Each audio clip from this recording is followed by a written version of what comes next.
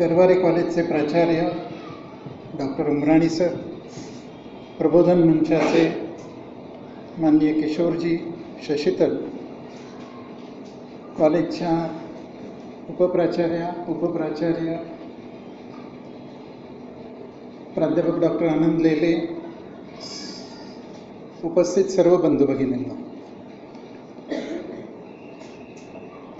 प्रबोधन मंच आणि गरवारे कॉलेजने मला याही वर्षी या ठिकाणी बोलवलं, याबद्दल त्यांचे आभार.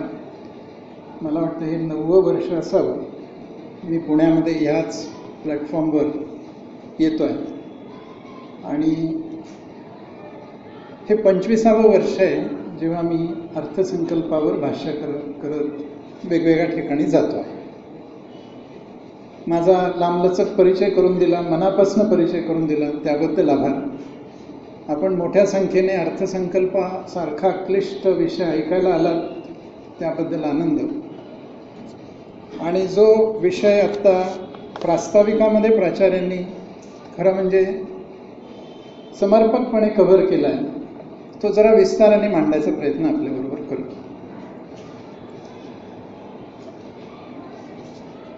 आपण मराठीमध्ये ज्याला अर्थसंकल्प किंवा अंदाजपत्रक म्हणतो, खरं तर त्याला इंग्लिशमध्ये बजेट म्हणतात. आणि बजेट ह्या शब्दाला काही अर्थ नाही आहे. बजेट म्हणजे बॅग. आणि म्हणून अर्थमंत्री आपल्याला ज्या वेळेला संसदेत जातात तेव्हा बॅग घेऊन जातात असं दाखवतात. त्यामुळे बजेट हा शब्द खरं तर ज्या कारणासाठी आपण तो शब्द वापरतो तो अर्थ सांगणारा नाही. त्यामुळे त्याचं ज्यांनी कोणी मराठीत भाषांतर केलं ते जास्ती अर्थवाही आहे. अंदाजपत्रक म्हणजे काय? It's a statement. पत्रक. कशाचं पत्रक आहे ते? अंदाजाचं पत्रक आहे. कशाचा अंदाज आहे? Estimated receipts and proposed expenses. याचा अंदाज जिथे मांडला आहे ते पत्रक म्हणजे अंदाजपत्रक. त्यामुळे ज्या वेळेला शासन बजेट प्रेझेंट करतं, तुम्हाला जर सांगितलं तर कदाचित आश्चर्य वाटेल, आपल्या घटनेमध्ये, राज्यघटनेमध्ये कलम 112 कुठेही राज्यघटनेत बजेट हा शब्द नाही, अंदाजपत्रक हा शब्द नाही. ॲन्युअल फायनान्शियल स्टेटमेंट्स असा शब्द वापरलेला आहे. पण आपण कन्व्हेन्शनली त्याला बजेट म्हणत आलेलो आहोत. So it's a statement. वार्षिक जमा आणि खर्च याचा अंदाज वर्तवलेला आहे शासनाने, त्याचं पत्रक म्हणजे अंदाजपत्रक आहे. त्यामुळे हे कदाचित असं आपल्याला वाटेल की एक औपचारिक गोष्ट आहे, उपचार आहे. पण जो दुसरा शब्द आपण वापरतो तो म्हणजे अर्थसंकल्प. मला वाटतं तो जास्ती या बजेटला लागू पडतो आत्ताच्या. हा संकल्प आहे शासनाने आपल्या आर्थिक करायच्या गोष्टींचा मांडलेला संकल्प आहे. त्यामुळे बजेट चांगलं का वाईट हे ठरवताना संकल्प कसा आहे आणि तो संकल्प इम्प्लिमेंट करण्याची काही तरतूद केली आहे का, या दोन अंगांनी जर आपण या अर्थसंकल्पाकडे बघितलं तर मला असं वाटतं आत्तापर्यंतच्या सगळ्या अर्थसंकल्पांपेक्षा हे बजेट अंदाजपत्रक तर आहेच, कारण ते बाय घटना आपल्याला द्यावंच लागणार आहे, पण त्याच्यापेक्षा अधिक म्हणजे खऱ्या अर्थाने हा संकल्प आहे. हे त्याचं वेगळेपण आहे, वैशिष्ट्य आहे. थोडी पार्श्वभूमी जर बघितली तर आपल्या असं लक्षात येईल की आपल्या या देशामध्ये सगळ्यात मोठी अडचण जी आत्ता झालेली होती आर्थिक बाबतीत, ती दोन प्रकारची आहे. एक म्हणजे 7वा वेतन आयोग याचे रेकमेंडेशन्स आलेत आणि 1 रँक 1 पेन्शन हे सुद्धा शासनाने मान्य केलं आहे. मी जर आपल्याला सांगितलं की ह्या दोन्हींचं इम्प्लिमेंटेशन करण्यासाठी शासनाला 1,04,000 कोटी रुपये जास्ती लागणार आहेत. म्हणजे बाकीचा जो खर्च आत्तापर्यंत होत आला होता तो तर होईलच, त्याशिवाय 1,04,000 कोटी यासाठी जास्ती लागणार आहे. दुसरं एक आर्थिक आव्हान शासनाच्या समोर होतं आणि ते म्हणजे या देशातला जवळपास 90% बँकिंगचा हिस्सा हा पब्लिक सेक्टर बँकांकडे आहे. आणि ह्या पब्लिक सेक्टर बँकांच्या NPAs मध्ये म्हणजेच अनुत्पादक कर्ज, अगदी सोप्या भाषेत सांगायचं तर वसूल न होणारं कर्ज, हे 7 लाख कोटी रुपयांचं आहे. हा शेवटी लॉस शासनाकडे आहे, कारण शासनाच्या मालकीचे ते उद्योग आहेत. त्यामुळे 1,04,000 कोटी, 1 रँक 1 पेन्शन आणि 7वा वेतन आयोग, 7 लाख कोटीचा एक प्रचंड मोठं बोजा. यासोबत तिसरी आणखीन एक अडचणीची गोष्ट आलेली होती, आणि ती म्हणजे गेल्या वर्षी शासनाने डिसइन्व्हेस्टमेंट याच्यातून 67,000 कोटी रुपये अपेक्षित केले होते. 91 नंतर खाजगीकरणाचं एक खूळ आपल्या देशामध्ये आलं. शासनाने धंदा करणं हे शासनाचं काम नाही, आणि म्हणून शासनाने धंद्यातनं बाहेर पडलं पाहिजे. गंमतशीर शब्दप्रयोग करायचा तर धंदा करणं हा शासनाचा धंदा नाही. त्यामुळे शासनाने बाहेर पडावं, त्याला डिसइन्व्हेस्टमेंट असं गोंडस नाव दिलं. 67,000 कोटी रुपये आम्ही डिसइन्व्हेस्टमेंटमधनं उभारू असं म्हटलं. प्रत्यक्षात 25,000 कोटीच शासनाला उभे करता आले. अनेक अडचणी आल्या, कायदेशीर अडचणी आल्या. सुप्रीम कोर्टाने सुद्धा काही ठिकाणी डिसिजन्स देऊन ते थांबवलं. त्यामुळे सुमारे 40-42,000 कोटी रुपयाची तूट ही गेल्या वर्षी शासनाला अपेक्षित उत्पन्नात सहन करावी लागली. याचबरोबर GST येईल अशी एक अपेक्षा होती, गुड्स अँड सर्व्हिस टॅक्स, आणि तो जर आला तर बऱ्यापैकी सगळं सुटसुटीत होईल, सुरळीत होईल असं वाटत होतं. पण कुठेतरी माशी शिंकत आले गेली काही वर्ष, एका दशकापेक्षा जास्ती काळ, की GST मंजूरच होत नाही. याही वेळेला असं झालं होतं की आता बहुतेक हे अधिवेशनाच्या दिवशी हे विधेयक पास होईल, पण काहीतरी उपटलं, कोणाला तरी कोर्टात हजर व्हायला लागलं, आणि हजर होण्याचं जे प्रचंड दुःख आणि संताप तो शेवटी व्यक्त होऊन GST पास होऊ शकलं नाही, म्हणजे विधेयकच मांडता आलं नाही. त्यामुळे आर्थिक आघाड्यांवर ह्याही 2 गोष्टी, डिसइन्व्हेस्टमेंट आणि GST, त्याशिवाय गेली 2 वर्ष अपुरा पाऊस आणि 9 राज्यातला दुष्काळ, यामुळे पुन्हा आर्थिक अडचणी शासनासमोरच्या वाढलेल्या होत्या. अशी ही जरा धूसर आर्थिक पार्श्वभूमी असणारा आत्ताचा कालखंड आहे, आणि त्या पार्श्वभूमीवर हे अंदाजपत्रक आलंय. पण याला दुसरी पण एक पार्श्वभूमी आहे, आणि ती म्हणजे ह्या सरकारचा, नवीन सरकारचा हा 3रा पण खरं तर 2रा पूर्ण अर्थसंकल्प आहे. त्यामुळे आता ठीक आहे, नव्याचं पहिलं वर्ष गेलं, आता तुम्ही काय करता, तुमचं वेगळेपण काय हे दाखवावं अशी सगळ्या सामान्य जनतेची अपेक्षा होती. आणि हे निवडून येताना यांनी एक शब्दप्रयोग वापरला आहे जो प्रसिद्धी माध्यमांनी खूप लावून धरला आहे, तो म्हणजे अच्छे दिन. त्या आजच्या दिनाचं काही प्रतिबिंब ह्या अर्थसंकल्पात पडतं का, ही पण अपेक्षा सर्वसामान्यांची होती. एकीकडे धूसर आर्थिक चित्र, दुसरीकडे अच्छे दिनचं स्वप्न, अशा एका स्थितीमध्ये अर्थमंत्र्यांनी हा अर्थसंकल्प सादर केलेला आपल्याला पाहायला मिळतो. खरोखर मी आता एक स्वतःलाच प्रश्न विचारला, आपल्यालाही विचारतो, उत्तर काही आत्ता अशा जाहीर कार्यक्रमात घेणं अवघड असतं. पण मी जर आपल्याला विचारलं की का हो, तुम्ही आणि मी आजच्या दिनाचं स्वप्न बघतो आहोत, जरा एनलिस्ट करा बरं, अच्छे दिन म्हणजे काय. हे झालं की अच्छे दिन आले असं म्हणायचंय, तर तुम्ही जरा लिहून काढा अच्छे दिन म्हणजे काय. किती ओळी लिहिता येतील? अवघड आहे. याचं कारण असं आहे, अगदी सोपं उदाहरण देऊन सांगायचं झालं तर, समजा आत्ताचा हा कार्यक्रम झाला आणि उद्या कुठेतरी बातमी द्यायची ठरली आणि फोटो पण द्यायचा ठरला, तर आपल्या सगळ्यांना माहिती आहे सामान्यतः स्टेजचा फोटो येतो, प्रेक्षकांचा काही येत नाही, कधीच येत नाही, कुठल्याच कार्यक्रमात येत नाही.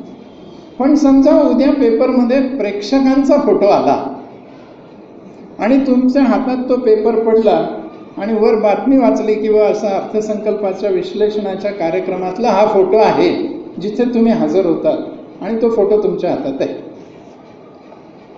काय बघाल तुम्ही?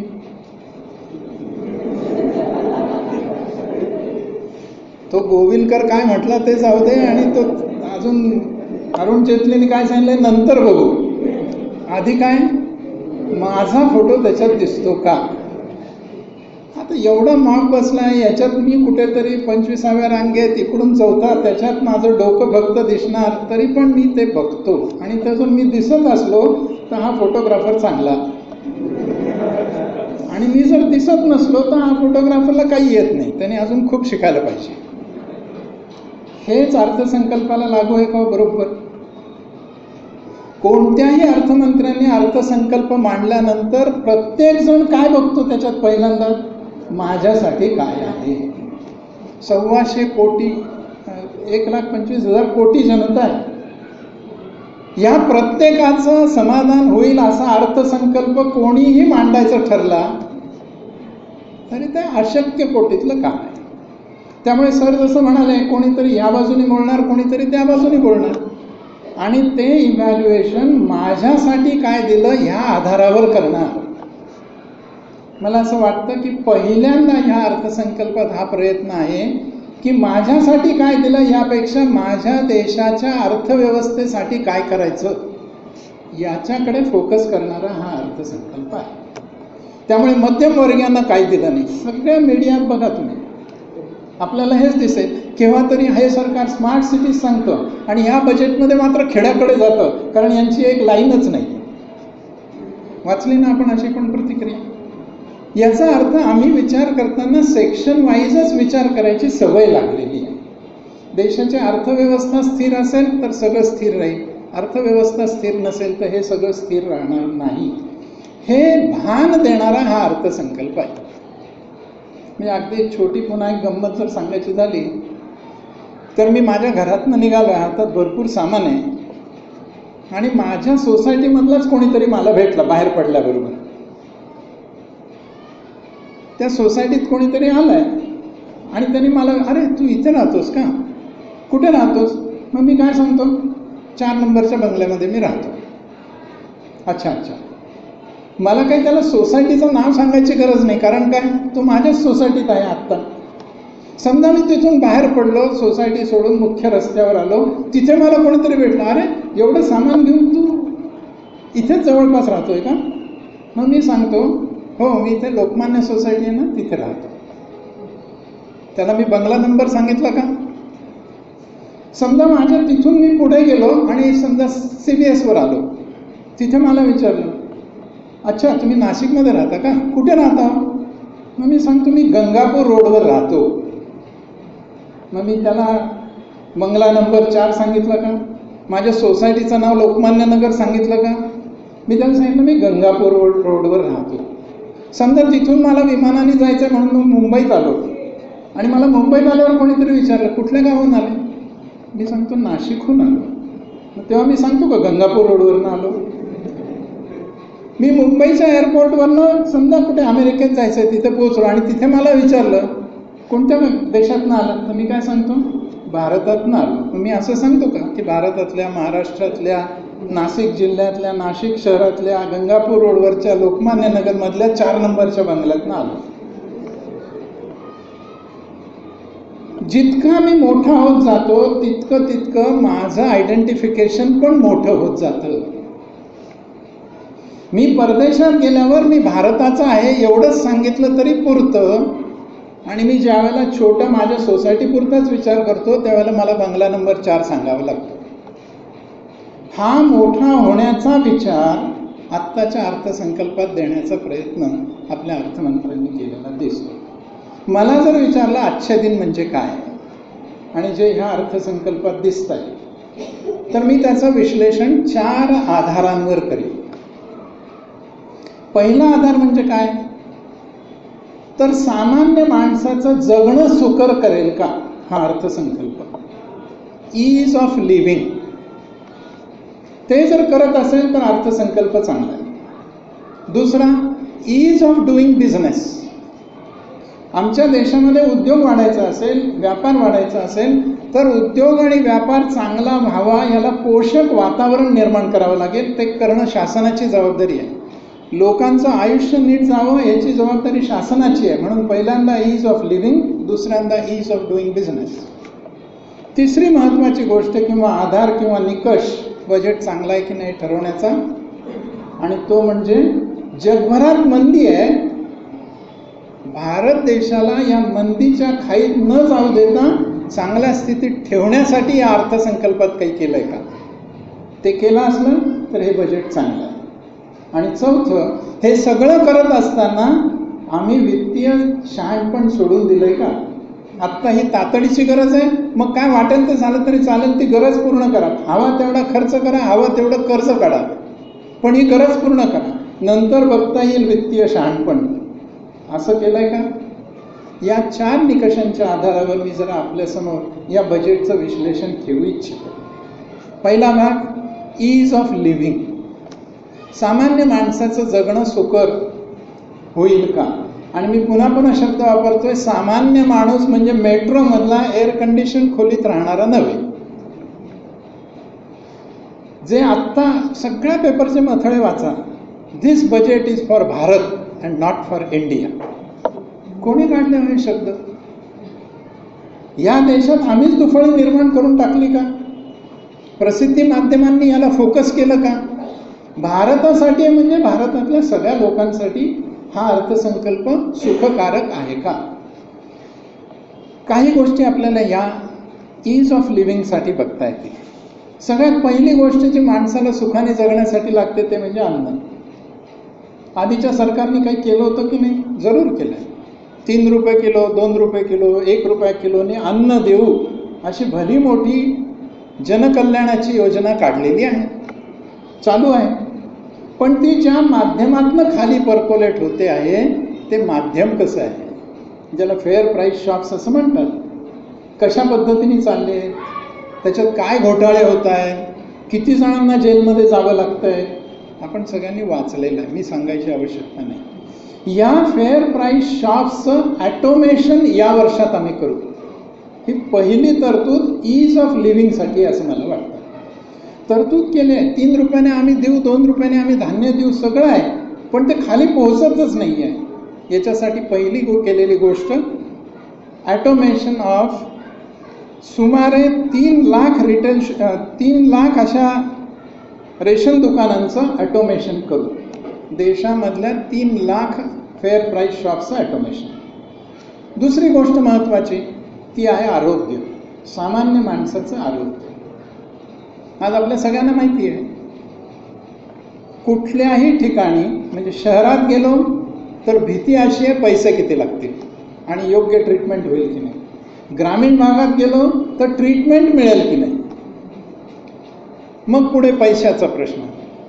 या दोन्हीवर उपाय म्हणून काय केलंय, 4 गोष्टी आत्ता आपल्याला केलेल्या दिसतात. एक गोष्ट नेहमी आपल्या देशामध्ये म्हटली जाते की सोशल सिक्युरिटीज नाही आहे, लोकांना सोशल सिक्युरिटी नाही आहे. गेल्या वर्षीच्या बजेटमध्ये 2 चांगल्या तरतुदी केलेल्या होत्या. त्यातली पहिली तरतूद होती 12 रुपयामध्ये ॲक्सिडेंट इन्शुरन्स, आपल्याला आठवत असेल कदाचित. आणि दुसरी तरतूद केलेली होती ती म्हणजे 330 रुपयामध्ये तुम्हाला लाईफ कव्हर. या दोन्ही तरतुदी अत्यंत महत्त्वाच्या होत्या. आणि ह्या तरतुदींचं झालंय काय हे जर मी आपल्याला सांगितलं तर आपल्याला आश्चर्य वाटेल की 12 रुपयाचा हप्ता आणि 2 लाखाचा अपघात याच्या 9.2 crores एवढ्या पॉलिसीज उतरवलेल्या आहेत. म्हणजे किती जणांना सामाजिक सुरक्षा दिली. दुसरं 330 रुपयात पेन्शन मिळेल तुम्हाला, जीवन ज्योती विमा म्हणजे विम्याचं कव्हर मिळेल, लाईफ कव्हर मिळेल. याच्या 3 कोटी पॉलिसीज निघालेल्या आहेत. हे दोन्ही अतिशय चांगल्या पद्धतीने विम्याची म्हणजे सोशल सिक्युरिटीची व्यवस्था झाली. आता यावेळेला तिसरी एक योजना आणली आहे, तिचं नवीन कुटुंबासाठी नवीन एक योजना, कुटुंबासाठी आरोग्य विमा योजना, ज्याच्यामध्ये 1 लाख रुपयाचं कव्हर मिळेल. आणि कोणालाही म्हणजे बिलो पॉवर्टी लाईन जे लोक आहेत त्यांना याच्यामध्ये सहभागी होता येईल. त्या कुटुंबामध्ये जर का एखादा सिनियर सिटीजन असेल तर त्याच्यासाठी ही योजना 1,30,000ची होईल. अशी एक चांगली योजना आरोग्यासाठी आणली. दुसरी, समजा तुमचं पैशाचं काम भागलं ट्रीटमेंटला, पण त्याच्या पुढे प्रश्न येतो तो औषधं, त्यांचा खर्च, तोही न परवडणार आहे. ब्रँडेड औषधं असली, पेटेंटेड औषधं असली तर ती फार महाग असतात आणि सामान्य माणसाला ती घेणं शक्य नाही. म्हणून आत्ता एक तरतूद अशी केली आहे की देशभरात 3000 दुकानं जेनेरिक औषधांची आम्ही काढतो, ही जी स्वस्त औषधं असतील आणि तेवढ्याच दर्जाची असतील. तिसरी गोष्ट, प्रत्येक जिल्हा रुग्णालयामध्ये डायलिसिसचं युनिट आम्ही उपलब्ध करून देऊ आणि जे PPP मॉडेलवर चालेल, पब्लिक प्रायव्हेट पार्टनरशिप मॉडेलवर चालेल. आता एकदा प्रायव्हेट तिथे आला की थोडीशी शक्यता इम्प्रूव्हमेंटची ऑफ सर्व्हिसेस होऊ शकते. आणि चौथी गोष्ट, या डायलिसिस युनिटसाठी लागणारे जे काही पार्ट्स इक्विपमेंट्स आयात करायला लागतात त्यांच्यावरचं आयात शुल्क माफ केलं आहे आणि जे इथे तयार होतात त्यांच्यावरची एक्साईज माफ केली. अशा 4 गोष्टी करून आरोग्याची काळजी घेतलेली आपल्याला दिसते. त्याच्या पुढचा भाग म्हणजे ग्रामीण भागामध्ये स्त्रियांना, महिलांना जो मोठा त्रास आहे स्वयंपाकाचा, कुकिंग गॅस. मला असं वाटतं की बिलो पॉवर्टी लाईन जी मंडळी आहेत अशा कुटुंबांना 2000 कोटी रुपयांची तरतूद करून 1.5 कोटी जोडण्या करण्याचं एका वर्षातलं उद्दिष्ट ठेवलेलं आहे. साधारण 3600 रुपये एका जोडणीला खर्च येतो. साधारणपणे 1800 रुपये पर जोडणी इतकं सबसिडी मिळेल. बाकीची रक्कम त्यांना भरायला लागेल. सगळं फुकट देणार नाही हे पण सांगून टाकलंय. आणि अशा जोडण्या मिळतील. 2 वर्ष आणखीन योजना चालू राहील आणि त्यातनं 5 कोटी जोडण्या म्हणजेच कनेक्शन्स आम्ही देऊ, असं एक भलं मोठं उद्दिष्ट, संकल्प या बजेटमध्ये आपल्याला दिसतो. मला असं वाटतं की अन्न, आरोग्य आणि स्वयंपाकाचा गॅस हा केवळ त्या महिलांची सुविधा करेल एवढापुरताच मर्यादित विषय आहे का? त्याच्यामुळे जंगलतोड थांबेल का? आणि जंगलतोड जर थांबली तर पर्यावरणाचं रक्षण होईल का? आणि लाकडं जाळण्यामुळे जे प्रदूषण होत होतं ते पण थांबेल का? हे त्याचे अलाइड इफेक्ट्स हे सुद्धा आपल्याला मिळतील. याशिवाय रिटेल शॉप्स पूर्ण 7 दिवस चालू ठेवायला परवानगी दिलेली आहे. कंपल्शन केलेलं नाही, हे ऑप्शनल आहे. ज्यांना 7 दिवस उघडं ठेवायचं त्यांनी 7 दिवस ते उघडं ठेवावं. ATMचं जाळं सगळ्या खेड्यापाड्यात पोचवावं, पोस्टाला सुद्धा ATM सुरू करावं पोस्टाने, अशी पण तरतूद या अर्थसंकल्पात केलेली आपल्याला दिसते. तुम्हाला आणि मला सगळ्यांना एक गोष्ट आणखीन लागत असते, ती म्हणजे जन्मदाखला, शाळा सोडल्याचा दाखला, मार्कशीट, डिग्री सर्टिफिकेट, किती ठिकाणी हे कागद द्यावे लागतात. हे सरकार आल्यानंतर पहिली चांगली गोष्ट त्यांनी काय केली होती, सेल्फ अटेस्टेशन. परवा ज्यांनी मोदींचं भाषण ऐकलं असेल संसदेमधलं, त्याच्यात त्यांनी याचा स्पेसिफिक उल्लेख केला की आम्ही आमच्या नागरिकांवरच विश्वास नाही ठेवत आणि तो जो कोणी सह्या करणारा असतो ट्रू कॉपी म्हणून, त्याचा कोणीतरी माणूस बसतो, तो शिक्के मारतो आणि त्यांनी शिक्के मारले की हा सह्या करतो ट्रू कॉपी म्हणून. याऐवजी आम्ही त्या नागरिकावरच विश्वास ठेवू आणि त्यांनीच सेल्फ अटेस्ट करून द्यावं. ही योजना आत्ता चालू आहे. याच्या पुढचं एक पाऊल टाकलं आहे या अर्थसंकल्पात आणि ते म्हणजे digitisation of all these documents. एक डिपॉझिटरी तयार करू असं त्यांनी म्हटलं आहे. जे कोणी शेअर्स म्युच्युअल फंडात गुंतवणूक करतात त्यांना माहिती आहे आता आपल्या हातात सर्टिफिकेट नसतंच. आपल्या हातात काय येतं, फक्त एक डीमॅट अकाउंट असतं आणि त्या अकाउंटचं एक स्टेटमेंट येतं. डॉक्युमेंट हातात काहीच नाही आहे. इथून पुढे ही सगळी डॉक्युमेंट्स डिजिटाईज केली जातील, त्याची एक डिपॉझिटरी असेल आणि त्या डिपॉझिटरीमधनं ज्याला पाहिजे त्याला ते डॉक्युमेंट हवं तेव्हा काढता येऊ शकेल. मला असं वाटतं ह्याच्यामुळे 3 गोष्टी, एक ऑथेंटिसिटीचा प्रश्न राहणार नाही, तिथून आलं म्हणजे ते ऑथेंटिकेट आहे. दुसरं सेफ स्टोरेज आणि तिसरं रिट्रायवल ॲट एनी टाईम. कोणाला थांबायची गरज नाही. ईज ऑफ लिव्हिंग. मला फक्त माझं सर्टिफिकेट ट्रू कॉपी करून घेण्यासाठी जी रांग लावायला लागत होती आणि कोणाची तरी दाढी धरायला लागत होती, मी आज पुण्यात आहे आणि मला ते पाहिजे सर्टिफिकेट, मी आज आणलेलं नाही आहे, या डिपॉझिटरीमधनं मला प्रिंट कॉपी काढून घेणं शक्य होऊ शकेल. याचबरोबर एक आणखीन मोठा निर्णय सबसिडीजच्या बाबतीत घेतलेला आहे.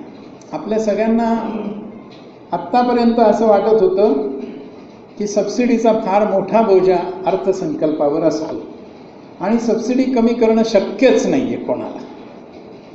गेल्या वर्षी कुकिंग गॅसच्या सबसिडीबद्दल एक निर्णय घेतला, थेट तुमच्या खात्यात जमा होईल. लोक म्हणायला लागले हे कुठे शक्य होणार आहे का? आज वाटतंय का हे शक्य झाल्यासारखं? अडचणी असतील, त्रुटी असतील, शक्य झालंय का? आणि ज्यांना सबसिडीची गरज नाही अशा 75 लाख लोकांनी सबसिडी सोडली, हे पण आपण अनुभवलंय का? करायचं ठरवलं आणि योग्य पद्धतीने केलं तर होऊ शकतं. हे गाठीशी आल्यामुळे आता एक पाऊल पुढे टाकलंय आणि ते पाऊल काय पुढे? शेतकऱ्यांना मिळणारी खतावरची सबसिडी आता त्यांच्या थेट बँक खात्यात जमा होईल अशी तरतूद या अर्थसंकल्पात केलेली आहे. आत्तापर्यंत खताची सबसिडी कशी मिळत होती? ती डायरेक्ट खत तयार करणाऱ्या कंपन्यांना मिळत होती आणि तिथेच ती वजावाट होऊन शेतकऱ्यांपर्यंत कमी दराने खतं मिळत होती. काय बदल केला? आता शेतकरी जेवढं खत घेईल त्या प्रमाणात त्याच्यावरची सबसिडी ही त्याच्या बँक अकाउंटमध्ये जमा होईल. मित्रांनो, एक लक्षात घ्या, किती जण बँकिंग नेटमध्ये येतील? आधी हे वाटत होतं कोण येणार आहे बँकिंगमध्ये, कशाला येतील शेतकरी? जनधन योजना आली, किती लोक आले हो बँकिंगमध्ये? आणि जितकी मंडळी बँकिंगमध्ये येतील, बँकिंग नेटमध्ये येतील, तितकं या देशातली औपचारिक अर्थव्यवस्था, फॉर्मल इकॉनॉमी ही वाढत जाणार आहे. आत्ता आमच्याकडे 50% जास्त व्यवहार हे बँकेच्या बाहेर होत आहेत आणि त्यामुळे अनेक प्रश्न निर्माण होत आहेत. हा एक मोठा निर्णय आत्ता घेतलेला आपल्याला दिसतो. थेट फायदा देणाऱ्या सगळ्यांना काही तरतुदी, ज्याच्यामध्ये घराच्या कर्जावरील व्याजाची रक्कम आता आणखीन 50,000 वजावाटीला पात्र केले आयकरामध्ये, इन्कम टॅक्समध्ये. फक्त त्याला 2 अटी घातल्या. घर 50 लाख रुपये किमतीपेक्षा मोठं नसावं आणि त्याच्यावरचं कर्ज 35 लाखापेक्षा अधिक नसावं. त्यामुळे आणखीन 50,000 वजावाटीला पात्र झालेले आहेत, त्याच्यावरचा कर वाचू शकेल. सगळ्यांना सूट मिळेल अशी एक कलम 87A ची सूट दिलेली आहे. ती सूट काय? ज्यांचं उत्पन्न 5 लाखाच्या खाली आहे अशा सगळ्यांना आत्तापर्यंत 2 लाखाचा टॅक्स माफ होता, 2,000चा टॅक्स माफ होता. आता ती मर्यादा 2,000वरनं 5,000पर्यंत केलेली आहे. याचाच अर्थ आणखीन 3,000 रुपये वजावाटीला पात्र झालेत. म्हणजे प्रत्येकाला 2,500 रुपये महिना एवढी सूट अप्रत्यक्षपणे देऊन टाकलेली आहे. जे भाड्याच्या घरात राहतात अशा लोकांना भाडं भरलं त्याची वजावाट इन्कम टॅक्समध्ये मिळते, त्याला सेक्शन 80GG असं म्हणतात. आत्तापर्यंत 24,000चं रेंट हे वजावाटीला पात्र होतं मॅक्सिमम, आता ते 60,000 रुपये इतकं वजावाटीला पात्र झालेलं आहे. विशेषतः शहरांमध्ये राहणाऱ्या मंडळींना 2,000 रुपये महिना भाड्याने घर मिळणं अवघड आहे. आता ती रक्कम वाढून 60,000पर्यंत करण्यात आलेली आहे. तुमच्या माझ्यासारख्या सामान्य मंडळींसाठी आणखीन एक सूट दिली आहे, ती पण पुन्हा सोशल सिक्युरिटीच्या अंगलनी आहे का बघा. Single premium annuity insurance policy. Retirement नंतर मला ॲन्युइटी मिळावी, दरमहा काहीतरी रक्कम मिळावी म्हणून काही इन्शुरन्स कंपन्यांनी पॉलिसीज काढल्यात, त्याला ॲन्युइटी पॉलिसी असं म्हणतात. ही जर सिंगल प्रीमियम पॉलिसी असेल, एकदाच मी 10 लाख भरतो आणि मग मला काय 5-25 वर्षानंतर मी रिटायर झाल्यानंतर पेन्शन सुरू होतं, अशी जर सिंगल प्रीमियम पॉलिसी असेल तर त्याच्यावरचा सेवा कर जो आत्ता 3.5% आहे तो कमी करून 1.4% असा केलेला आहे. म्हणजे इथेही सूट आपल्याला मिळू शकते. याचबरोबर विविध मंत्रालयांनी आकारलेले एकूण 13 सेस म्हणजे उपकर हे रद्द केलेले आहे. त्याच्यामध्ये शिक्षण उपकर आहे, त्याच्यामध्ये मिठावरचा कर आहे, त्याच्यामध्ये मायकावरचा कर आहे, लोखंडावरचा कर आहे, टेक्स्टाईलवरचा कर आहे, असे 13 उपकर काढून टाकलेले आहेत. आणि याच्या पुढच्या ज्या 3 गोष्टी मी सांगणार आहे, ज्याला मी ईज ऑफ लिव्हिंग म्हणतोय, त्या मला वाटतं तुम्हाला कदाचित जास्ती अपील होतील. विशेषतः जे इन्कम टॅक्स भरतात आणि चक्रा मारतात अशांना जास्ती अपील होती. पहिली एक तरतूद अशी केली आहे, ई असेसमेंट. आता ही पायलट प्रोजेक्ट म्हणून 7 मेगा सिटीजमध्ये सुरू करण्याचा अर्थमंत्र्यांचा मानस आहे. काय आहे ही ई असेसमेंट? तर या ई असेसमेंटमध्ये no face to face contact of SSC with the department. आत्ता काय होतं, तुम्ही रिटर्न भरायचं, विशेषतः बिझनेसमध्ये जे आहेत त्यांना जास्ती, सॅलरीडवाल्यांना केव्हा तरी एकदा 143(1) नोटीस आली, 143(1) खाली असेसमेंट नाही झाली तर हा विषय येतो, केव्हा तरी एकदा डिपार्टमेंटला जायला लागतं. पण विशेषतः जे धंदा करणारी मंडळी आहेत अशांना रिटर्न भरल्यानंतर त्याची स्क्रुटिनी, नोटीस आणि मग चक्रा मारणं. आता तुम्हाला फेस टू फेस कॉन्टॅक्टच नाही, ई असेसमेंट होणार, ई स्क्रुटिनी होणार. दुसरी ई सहयोग अशी इन्कम टॅक्ससाठी आणखीन एक योजना आणली. ही काय आहे? तर बऱ्याच वेळा जे रिटर्न भरलं जातं आणि जी माहिती शासनाकडे उपलब्ध असते याच्यात मिसमॅच असतो. आणि तो मिसमॅच एकदा डिपार्टमेंटला सापडला की डिपार्टमेंट त्यासाठी तुमच्याकडनं एक्सप्लेनेशन मागवतो आणि म्हणून मग तुम्हाला डिपार्टमेंटमध्ये जावं लागतं आणि सगळ्या गोष्टी सिद्ध करत बसाव्या लागतात. याऐवजी या ई सहयोग योजनेमध्ये मिसमॅचेस हे ऑनलाईन मेकॅनिझमने सोडवले जातील. तुम्हाला थेट तिथे बोलवण्याचा अधिकार नाही, आवश्यकता नाही. फक्त केव्हा?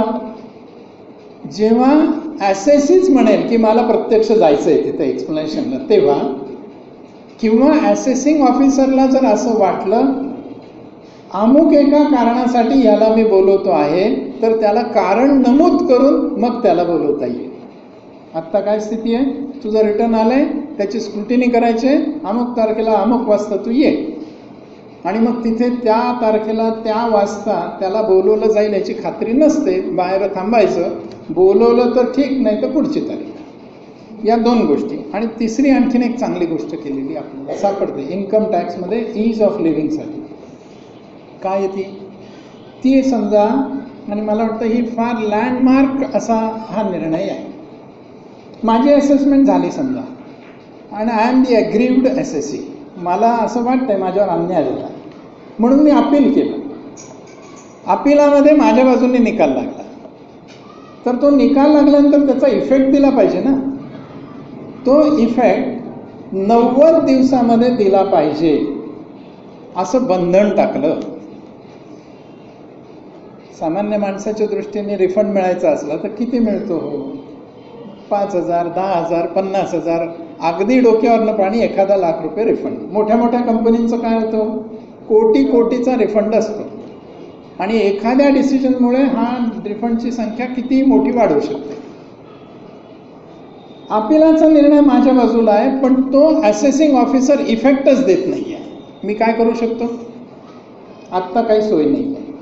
आता काय केलं ह्या बजेटमध्ये? 90 दिवसात इफेक्ट देणं बंधनकारक केलं. दुसरं, हा इफेक्ट दिल्यानंतर त्या रकमेवर, म्हणजे समजा 90 दिवसापेक्षा अधिक काळ लागला तर त्या रकमेवर 9% सरकारने व्याज द्यायचं आहे. एवढंच करून थांबले नाहीत, तर तिसरी गोष्ट केली, व्याज दिल्यामुळे शासनाला जो नुकसान किंवा तोटा होईल त्याला तो ऑफिसर अकाउंटेबल धरला जाईल. काही वेगळी तरतूद वाटते का आपल्याला? आत्तापर्यंत कोणता तरी शासकीय अधिकारी शासनाच्या संदर्भात केलेल्या कामाला अकाउंटेबल धरला जात होता का? ही सुरुवात आहे असं मला असं वाटतं. आणि त्यामुळे अकाउंटेबिलिटी फिक्स करण्याची एक चांगली प्रथा या अर्थसंकल्पात पाडलेली आपल्याला दिसते. एवढ्या बाबी डोळ्यासमोर जर आणल्या तर ईज ऑफ लिव्हिंगच्या दृष्टीने एखादं पाऊल पुढे पडलं आहे असं म्हणण्यासारखी मला वाटतं निश्चितच स्थिती आहे. दुसऱ्या भागाकडे जाऊया, तो म्हणजे ईज ऑफ डुईंग बिझनेस. धंदा करायचा आहे, पण धंद्याला पोषक वातावरण नाही. आणि मला वाटतं धंदा करणारे जर इथे कोणी मंडळी बसले असतील तर ते माझ्याशी सहमत होतील की किती अवघड आहे. आणि त्यातल्या त्यात sole proprietor small scale unit जर असेल तर किती अवघड आहे.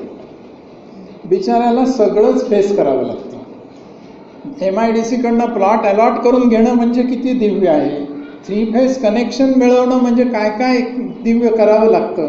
इथपासून तर फॅक्टरी इन्स्पेक्टर आला, ESIचा इन्स्पेक्टर आला, विक्रीकर इन्स्पेक्टर आला, या सगळ्यांना तोंड देणं म्हणजे काय त्रास आहे हे आपल्या सगळ्यांना माहिती आहे. ईज ऑफ डुईंग बिझनेसवर वर्ल्ड बँक दरवर्षी एक अहवाल प्रसिद्ध करते. साधारण 185 देशांचा तो अहवाल असतो आणि त्याला एक रँकिंग दिलं जातं. या 185 देशामध्ये भारताचा ईज ऑफ डुईंग बिझनेसचा क्रमांक 134 आहे. इम्प्रूव्ह केला पाहिजे. काय केलंय? सगळ्यात पहिल्यांदा एक चांगली गोष्ट केली आहे, ती मी सुरुवात करतो इन्कम टॅक्सपासून. प्रिझम्प्टिव्ह टॅक्सेशन. प्रिझम्प्टिव्ह टॅक्सेशन म्हणजे काय? सामान्यतः धंदा करणाऱ्यांनी हिशोब लिहावे, त्याच्यावरनं प्रॉफिट अँड लॉस अकाउंट नफा तोटा पत्रक तयार करावं, त्याच्यात जो नफा आला त्याच्यावर कर भरावा, ही अपेक्षा.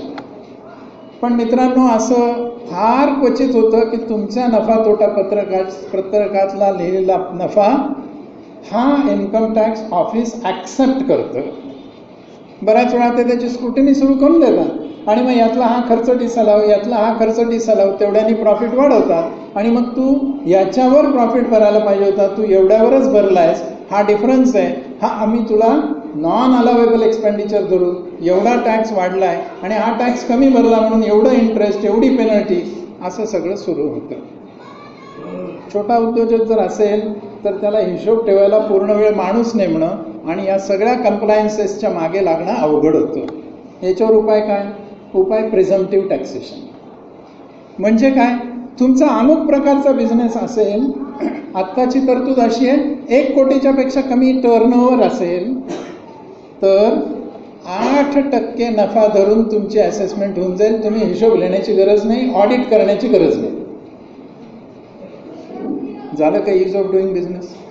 पण 1 कोटीपेक्षा कमी असणाऱ्यांची संख्या कमी आहे, म्हणून या बजेटमध्ये काय केलं?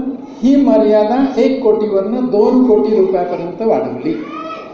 ज्यांचा टर्नओव्हर म्हणजे विक्री ही 2 कोटीच्या खाली आहे अशा सगळ्या मंडळींना हिशोब लिहिणं कंपल्सरी नाही, ऑडिट करणं कंपल्सरी नाही. तुम्हाला जर समजा 8%पेक्षा कमी नफा आहे असं वाटत असेल आणि तो दाखवायचा असेल तर हिशोब लिहा आणि सिद्ध करा. पण if you are happy with 8% of the profit margin, then well, you need not write the books of accounts. There is no need, no compulsion of doing audit. And there is no possibility of the assessing officer saying की तुझा profit तू दाखवलाय त्यापेक्षा जास्ती आहे, हे डिसअलाव करतो, ही शक्यताच नाही. 8%पेक्षा जास्ती असेसमेंट करायला परवानगीच नाही. ईज ऑफ डुईंगचा हा एक. दुसरा पार्ट काय? आत्तापर्यंत ही तरतूद फक्त आणि फक्त धंदेवाल्यांना होती, प्रोफेशनल्सना नव्हती. ती पण आत्ता आणली आहे. आणि जे प्रोफेशन्स करतायत म्हणजे डॉक्टर असेल, वकील असेल, इंजिनियर असेल, आर्किटेक्ट असेल, हे सगळे प्रोफेशनल्स, यांच्या रिसीट्स 50 लाखापर्यंत जर असतील तर त्यांनी 50% नफा दाखवायचा आणि त्याच्यावर त्यांची असेसमेंट होईल. त्यांनाही पुस्तकं ठेवणं कंपल्सरी नाही, त्यांनाही ऑडिट करणं कंपल्सरी नाही. ज्यांना थोडीशी माहिती आहे त्यांना माहिती आहे टॅक्स ऑडिट नावाचा एक प्रकार असतो, तोही करायची गरज नाही. अशी ईज ऑफ डुईंग बिझनेसची एक तरतूद केली. आणि एक आणखीन गोष्ट केली, जे ह्या योजनेखाली प्रिझम्प्टिव्ह टॅक्स खाली असेसमेंट करू इच्छित असतील त्यांनी ॲडव्हान्स टॅक्स 3 किंवा 4 टप्प्यात भरायची गरज नाही. 15 मार्चला एका हप्त्यात ॲडव्हान्स टॅक्स भरा आणि संपवा. मला वाटतं कटकटी कमी करण्यासाठी याचा निश्चित उपयोग होऊ शकेल. दुसरी एक चांगली तरतूद सगळ्यांना घर मिळावं म्हणून केली.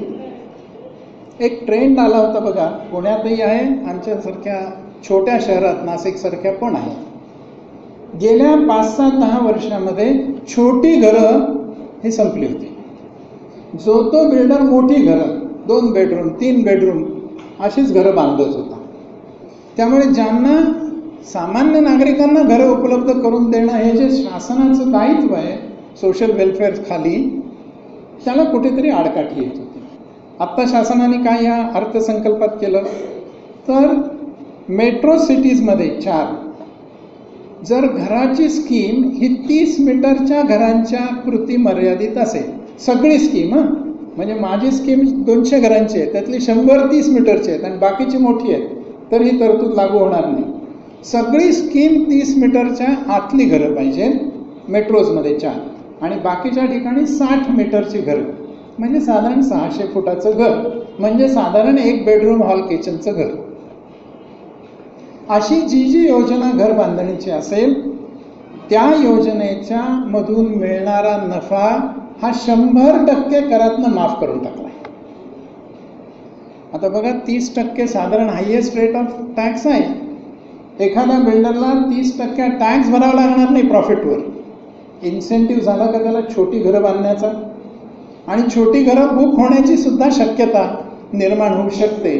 2-3 अटी घातल्यात. एक म्हणजे याचा अप्रुव्हल जून 16 ते मार्च 19 पर्यंत असलं पाहिजे, त्याच प्रकल्पांना हे लागू होईल आणि 3 वर्षात तो प्रकल्प पूर्ण झाला पाहिजे, तरच हे लागू होऊ शकेल.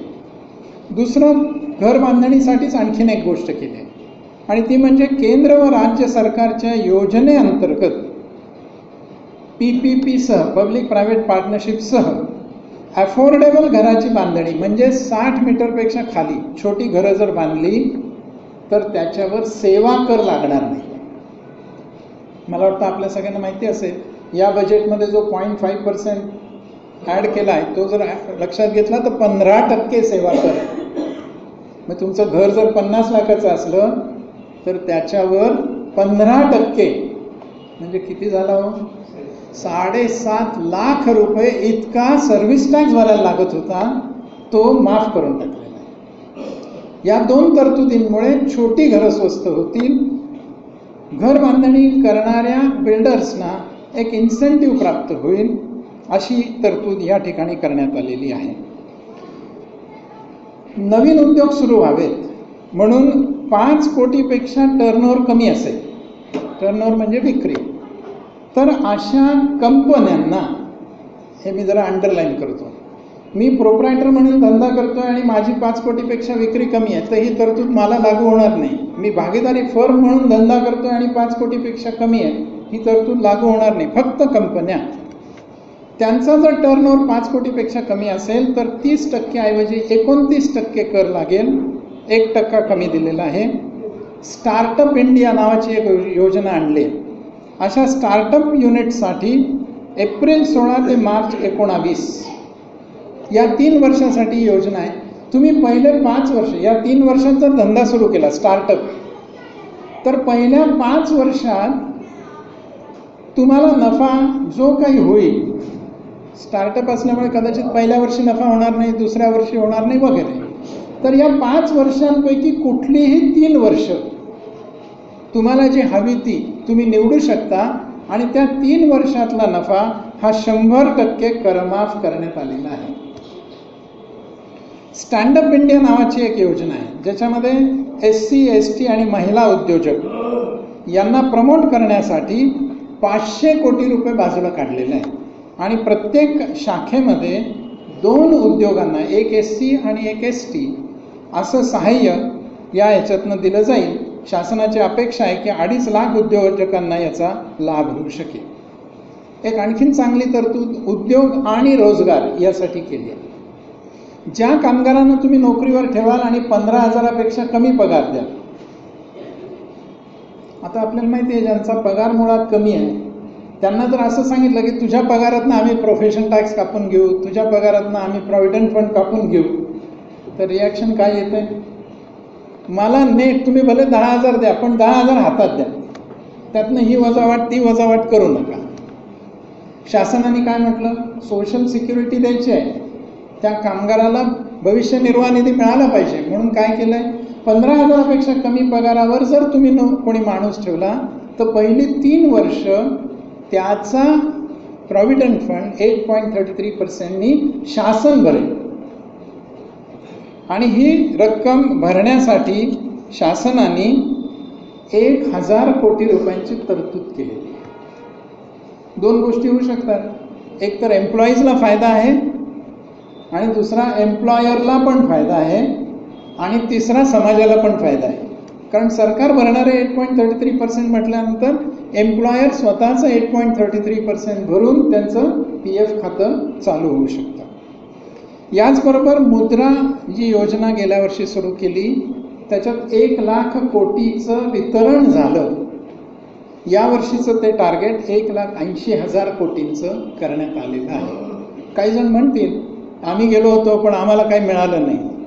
मित्रांनो, एक गोष्ट आपण लक्षात ठेवली पाहिजे, शासन एखादी योजना आणतं ती राबवतं बँका, आणि बँका राबवत असताना त्यांना किती तट्ट्या मागून लागलाय त्याच्यावर त्याची अंमलबजावणी होत असते. गेल्या वर्षभरात 1,00,000 कोटी वाटले म्हणजे काही फार वाटलेलं नाही आहेत कर्ज, पण हे आम्ही चालू ठेवणार आहोत आणि यावर्षी आणखीन त्याच्यात भर घालून जवळपास दुप्पट ही आम्ही टार्गेटेड अमाऊंट करत आहोत. याचाच अर्थ शासनाने ती सोडून दिलेली योजना नाही आहे आणि ज्यांनी ते टार्गेट पुरं करणार नाहीत त्यांच्यावर काही ना काहीतरी शासनातर्फे दबाव येईल अशी शक्यता निर्माण झालेली आहे. प्रक्रिया आमच्याकडे खूप वेळ खातात. कंपनी फॉर्म करायची, इथे तरुण मंडळी बरीच आहेत, ती बहुतेक प्रोफेशनल्स कुठल्या तरी कोर्सेसचे विद्यार्थी असावेत. कंपनी फॉर्म करायची किती वेळ लागतो? आधी नेम अप्रुव्हल, मग मेमोरँडम आर्टिकल्स, मग ते अप्रूव्ड, वेळ खाणारी प्रक्रिया. आत्ता ह्या बजेटमध्ये असं म्हटलंय स्टार्टअप जे उद्योग असतील 1 दिवसात कंपनी फॉर्म करून मिळेल. 1 दिवसात. मला असं वाटतं ही अतिशय चांगली योजना आत्ता समोर आणली. प्रवासी वाहतूक क्षेत्र हे खाजगीसाठी खुलं करणार आहेत, ही पण एक चांगली तरतूद आपल्याला दिसते. याचबरोबर एक आणखीन छान तरतूद सगळ्या ॲसेसीसाठी इन्कम टॅक्समध्ये केली. कायद्यामध्ये काही तरतुदी अशा असतात ज्याला डिस्क्रेशनरी पॉवर्स असं म्हणतात. म्हणजे काय? समजा अमुक एक गोष्ट व्हायोलेशन ऑफ लॉ आहे, गुन्हा आहे, मग त्याला किती पेनल्टी लावायची? तर इन्कम टॅक्समध्ये काही तरतुदी अशा आहेत ज्याच्यामध्ये किमान 100% ऑफ द टॅक्स, कमाल 300% ऑफ द टॅक्स अशी पेनल्टी लावण्याचा अधिकार त्या असेसिंग ऑफिसरला दिला. किती व्हेरिएशन आहे? 100% मिनिमम, 300% मॅक्सिमम. कल्पना करा माझ्या कंपनीला 10 लाख रुपयाचा टॅक्स निघाला आणि मला तो आता भरायचा आहे आणि पेनल्टी लावणार आहे. तर 10 लाख टॅक्सला किमान 10 लाख पेनल्टी आहे आणि कमाल 30 लाख पेनल्टी आहे. कोणाच्या हातात आहे? आणि त्या टेबलाच्या पलीकडे बसलेल्या साहेबाच्या हातात आहे. मध्ये टेबल आहे, त्याचा अनेक उपयोग असतात. डिस्क्रेशनरी पॉवर कशाला पाहिजे? If it is default it must be penalised. हां, तो डिफॉल्ट कशा प्रकारचा आहे याचे 10 प्रकार करा. You may categorise them and define penalty for each category differently. ही डिस्क्रेशनरी पॉवर काढून टाकली आणि आता काय सांगितलंय? अंडर रिपोर्टिंग ऑफ इन्कम असेल, म्हणजे माझं उत्पन्न 25 लाख होतं, मी दाखवताना 20 लाख दाखवलं, अंडर रिपोर्टिंग, तर त्याच्यासाठी 50% ऑफ टॅक्स एवढी फ्लॅट पेनल्टी आहे. No discretionary power. दुसरं, मिस रिपोर्टिंग ऑफ फॅक्ट्स, मी वस्तुस्थिती अयोग्य पद्धतीने रिपोर्ट केली, मिस रिपोर्टिंग ऑफ फॅक्ट्स, त्याच्यासाठी 200% पेनल्टी फ्लॅट लावलेली. ईज ऑफ डुईंग बिझनेससाठी मला वाटतं हे अतिशय चांगलं आहे. आणि शेवटचा एक जो भाग ईज ऑफ डुईंग बिझनेससाठी आहे तो म्हणजे पब्लिक प्रायव्हेट पार्टनरशिप्स. उदारीकरणानंतर खाजगीकरण हे आपलं एक अंग बनलं आणि शासन आणि खाजगी क्षेत्राबरोबर सहयोग करून काही प्रकल्प चालवावे, त्याला पब्लिक प्रायव्हेट पार्टनरशिप असं म्हणतात. हे सगळे बहुतेक इन्फ्रास्ट्रक्चरमध्ये आलेले प्रोजेक्ट्स आहेत. आणि इन्फ्रास्ट्रक्चर प्रोजेक्टचं एक वैशिष्ट्य काय आहे? तर सुरुवातीला खूप मोठी इन्व्हेस्टमेंट करावी लागते, एक. दुसरं, इतकी मोठी इन्व्हेस्टमेंट वसूल करायला खूप मोठा काळ लागतो. आणि तिसरं, त्यातनं नफा मिळायला लागायला आणखीन वेळ लागतो. जेस्टेशन पिरियड ज्याला इंग्रजीमध्ये म्हणतात. आणि म्हणून स्वाभाविकपणे काय होतं, अगदी सोपं उदाहरण घ्या. आता नाशिक पुणे रस्ता करणं चालू आहे, खाजगी क्षेत्राबरोबर हातमिळवणी करून PPP. मला सांगा किती गुंतवणूक आहे? प्रचंड मोठी गुंतवणूक आहे.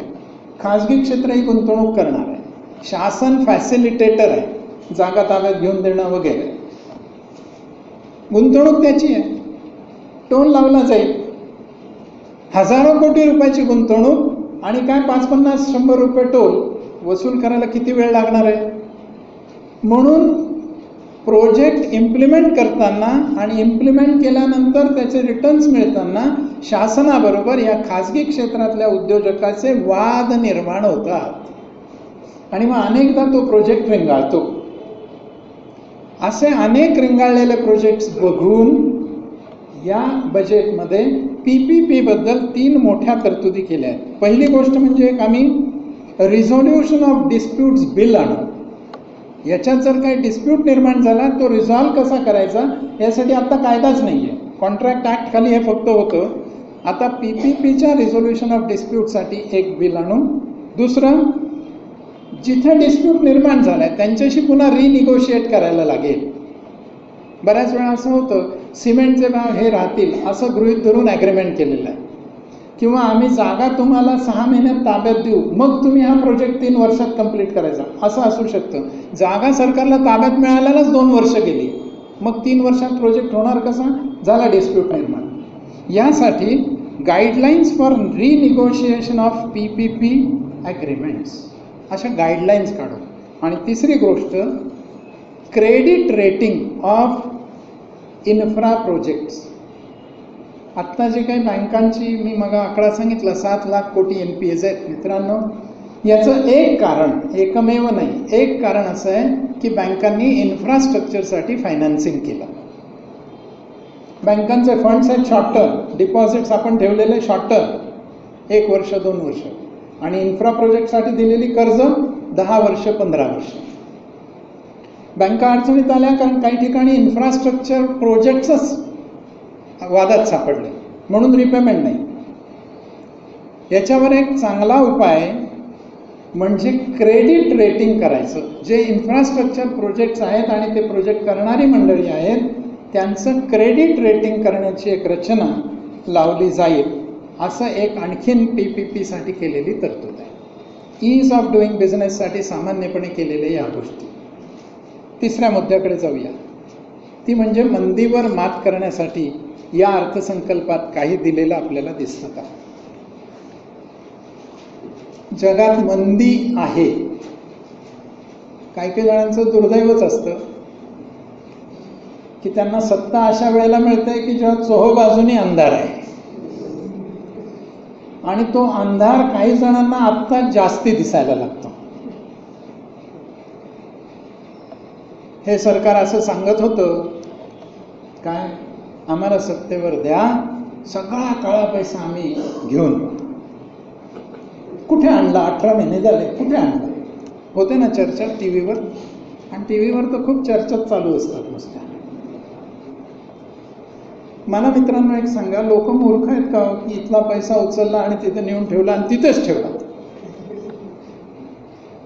आपल्याला माहिती नसेल तर सांगतो, तिथे खातं उघडायला सुद्धा चार्जेस आहेत आणि खातं मेंटेन करायला सुद्धा चार्ज आहे. म्हणजे आपल्याकडे बँक व्याज देतं, तिथे खात्यात पैसे ठेवायला आपल्याला चार्ज द्यावा लागतो.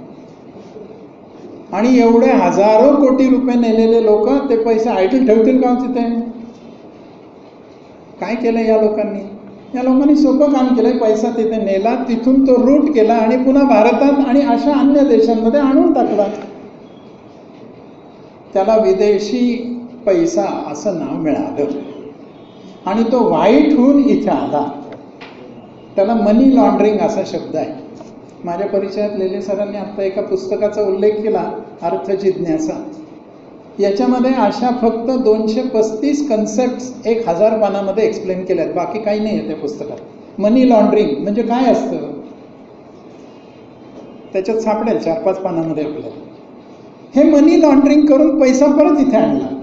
त्यामुळे तिथे जाऊन पैसा घेऊन या, असं म्हणणं हे भाबडेपणाचं आहे. तिथे पैसाच नाही आहे. एक 4-6 महिन्यापूर्वी घडलेली घटना आपल्याला आठवत असेल, जे थोडं शेअर बाजाराबद्दल बघतात. पार्टिसिपेटरी नोट्स नावाचा एक मोठा प्रकार आहे. आता सगळे इथे बसलेले मला वाटतं नेट सेव्ही आहेत. गेल्यावर जरा गुगल करा. आता हे वर्क झालंय, गुगल करा. तिथे फक्त टाका पार्टिसिपेटरी नोट्स, डोकं चक्रावून जाईल अशी परिस्थिती आहे. तो विषय आत्ता नाही म्हणून मी बाजूला ठेवतो.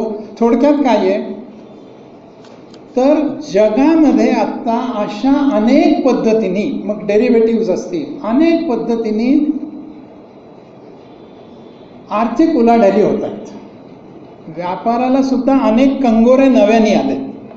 एखाद 2 उदाहरणं सांगायची झाली तर एक्सचेंज रेट, डॉलर आणि रुपया याचा विनिमय दर ठरवण्यात घोटाळे झालेले आपण वाचले का? कोण ठरवतं हे? आणि त्याच्यात घोटाळे कसे होऊ शकतात? 1 पैशाचा फरक पडला ना, $1 बरोबर 68 रुपये आणि 22 पैसे, याच्याऐवजी 68 रुपये आणि 23 पैसे एवढा फरक जरी केला, 1 पैशाचा फरक, कल्पना करा जगभरात किती व्यवहार होत असतात, किती एका दिवसाला किती व्हॉल्यूमचे व्यवहार होत असतात. या सगळ्या घडामोडी घडत आहेत आणि त्याच्या जोडीला प्रचंड मंदी ही सगळ्या जगामध्ये आहे.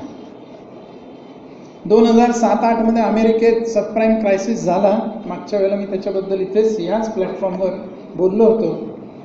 त्याचं रूपांतर अमेरिकेत आर्थिक क्रायसिसमध्ये, financial crisis was converted into economic crisis, आणि तो पुढे मंदीत रूपांतरित झाला. अमेरिकेतली ही मंदी जगभर पसरली.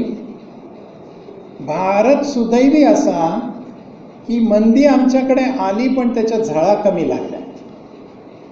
आणि ह्या देशाचा GDP ग्रोथ रेट मी जरा सांगतो, जाग करून सांगतो सगळ्यांना एकदा. कोण्या एका काळी आमच्या देशाच्या रेट ऑफ ग्रोथला हिंदू रेट ऑफ ग्रोथ म्हणून हिणवलं जात होतं.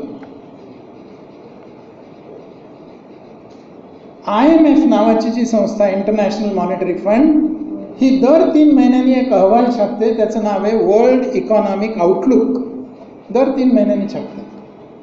गेल्या वर्षी 2015 साली छापलेले 4ही इकॉनॉमिक आउटलुक असं सांगतात, IMF सांगते, भाजप सांगत नाही आणि मोदी सांगत नाही. काय सांगते? जगातल्या सगळ्या देशांच्या GDP ग्रोथ रेटचं स्टॅटिस्टिक्स दिलंय. आणि मित्रांनो, तुम्हाला मला खूप अभिमान वाटावा अशी गोष्ट म्हणजे जगात 1 नंबरचा GDP ग्रोथ असणारा देश भारत आहे. आणि हा ग्रोथ रेट 7.5% आहे. चीनचा ग्रोथ रेट 10%च्या आसपास जवळपास गेली 10 वर्ष आहे. या वर्षी तो आपल्या खालोखाल किती आहे? आपला 7.5% आहे, त्यांचा लेस दॅन 6.5% आहे. एकेकाळी आपल्याला असं वाटत होतं की चीनचं मॉडेल आम्ही घ्यावं. आज परिस्थिती अशी झाली आहे की चीन आमच्यापेक्षा खाली आहे आणि बाकी सगळे तर त्याच्या खूपच खाली आहे. म्हणजे मंदीची झळ इतर देशांना जेवढी लागली तेवढी आम्हाला लागली नाही. म्हणजे आम्ही मंदीमध्ये थोडेफार का होईना टिकू शकलो अर्थव्यवस्था देश म्हणून. मग आव्हान सरकारसमोर काय आहे? आता मंदीच्या खाईत गेलं नाही पाहिजे. हा 7.5% रेट ऑफ ग्रोथ टिकवला पाहिजे, वाढवला पाहिजे. हे फार मोठं आव्हान या शासनाच्या समोर आत्ता होतं. हे कसं करता येईल, कसं टिकवता येईल? कॉम्प्लिकेटेड विषय आहे, आपण ही कल्पना करू शकता. मी 1 मिनिटामध्ये थोडी पार्श्वभूमी सांगतो. मंदी आहे म्हणजे काय? मंदी आहे म्हणजे मागणी नाही.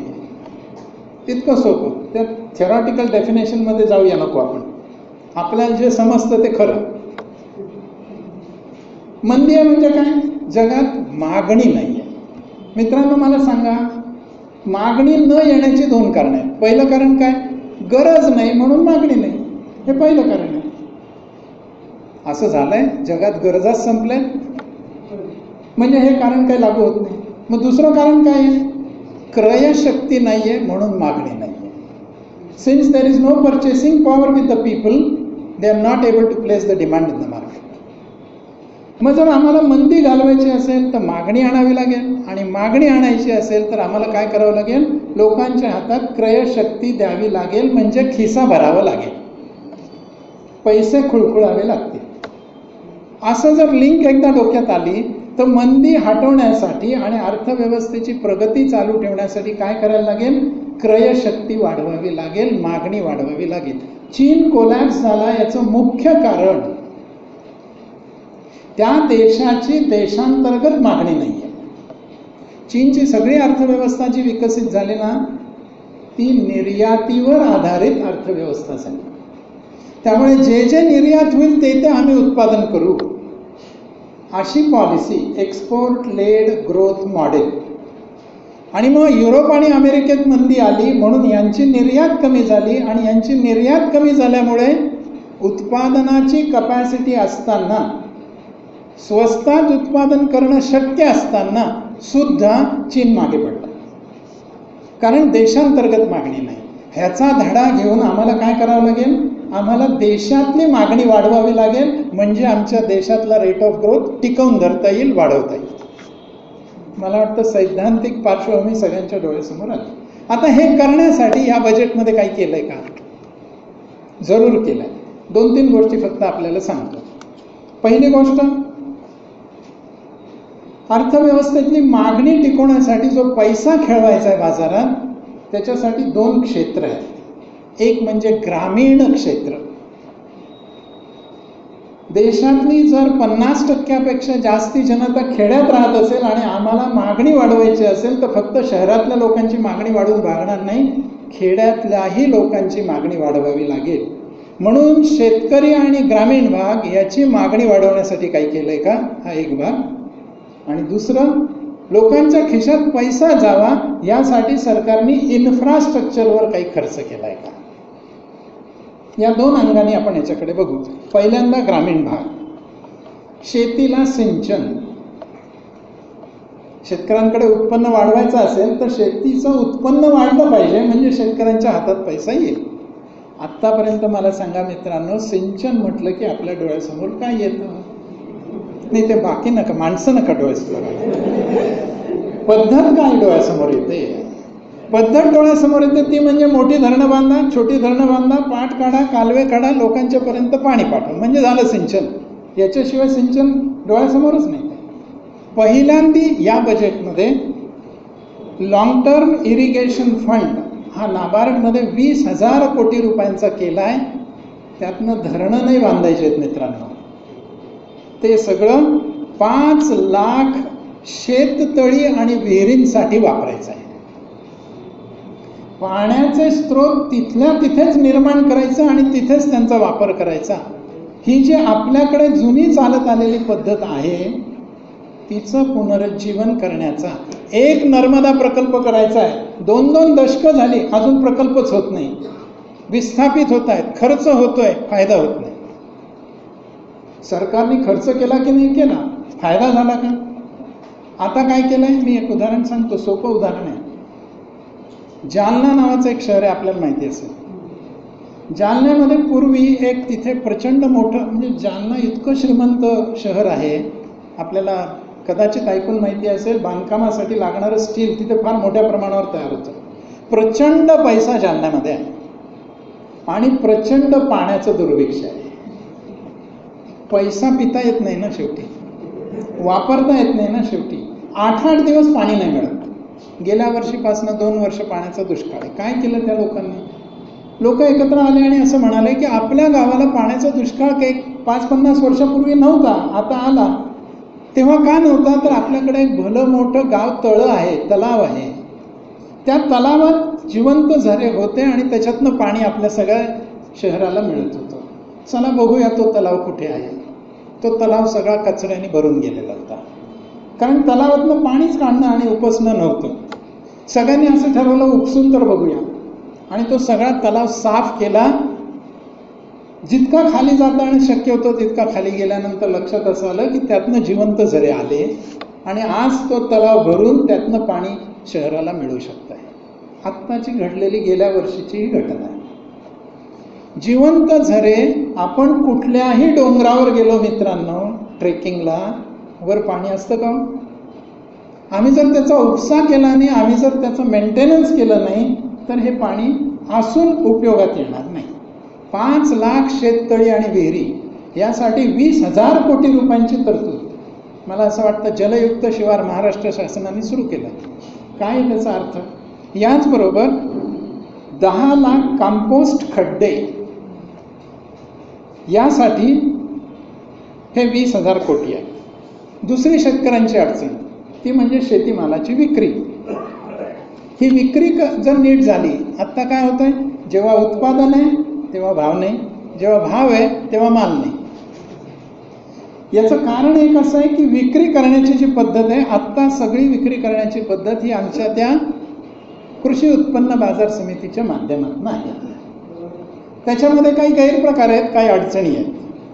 ह्याच्यावर एक उपाय आत्ताच्या बजेटमध्ये काढला आहे आणि तो म्हणजे unified agricultural marketing E platform. Online तुम्हाला मिळेल, तुमच्याकडे काय माल आहे ऑनलाईन टाका, ज्याला गरज आहे तो ऑनलाईन सर्च करेल आणि तुम्हाला थेट माल विक्री करण्याची एक संधी उपलब्ध होईल. कोणी असं म्हणू शकतं, अहो शेतकऱ्यांना कुठे ते ई वगैरे कळणार आहे. पण शेतकऱ्यांची पुढची पिढी अशी आहे का हो की ज्यांना पण ई कळत नाही. आणि एकदा तुम्ही ई प्लॅटफॉर्म उपलब्ध करून दिला आणि 4 लोकांना फायदा झाला हे इतर शेतकऱ्यांना कळलं, सगळे शेतकरी मोबाईल वापरतात का आता का नाही वापरत? टेक्नॉलॉजी समजायला लागते का नाही लागत? कदाचित वेळ जाईल, पण फॅसिलिटी उपलब्ध करून दिलेली आहे. दुसरं, सगळ्यात मोठी खरेदी अन्नधान्याची कोण करतं? तर फूड कॉर्पोरेशन ऑफ इंडिया, अन्न महामंडळ. आत्ता ही खरेदी कशी होते आणि त्याचा स्टोरेजची आणि बाकीची काय व्यवस्था आहे, मला असं वाटतं ही आपण सगळ्यांनी अनेकदा वर्तमानपत्रातून वाचली असेल. आत्ता पहिल्यांदा या बजेटमध्ये अशी तरतूद केली आहे की ह्या फूड कॉर्पोरेशन ऑफ इंडियानी ऑनलाईन प्रोक्युअरमेंट करावी. पारदर्शकता येईल का? कुठून गहू घेतला, काय दराने घेतला, कुठे पोच करायचा आहे, सगळं रेकॉर्डवर येईल आणि ते सगळ्यांना उपलब्ध असेल.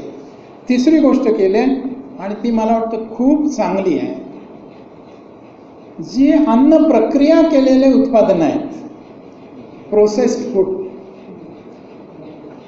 या प्रोसेस्ड फूडच्या विक्रीसाठी 100% FDIला परवानगी दिली.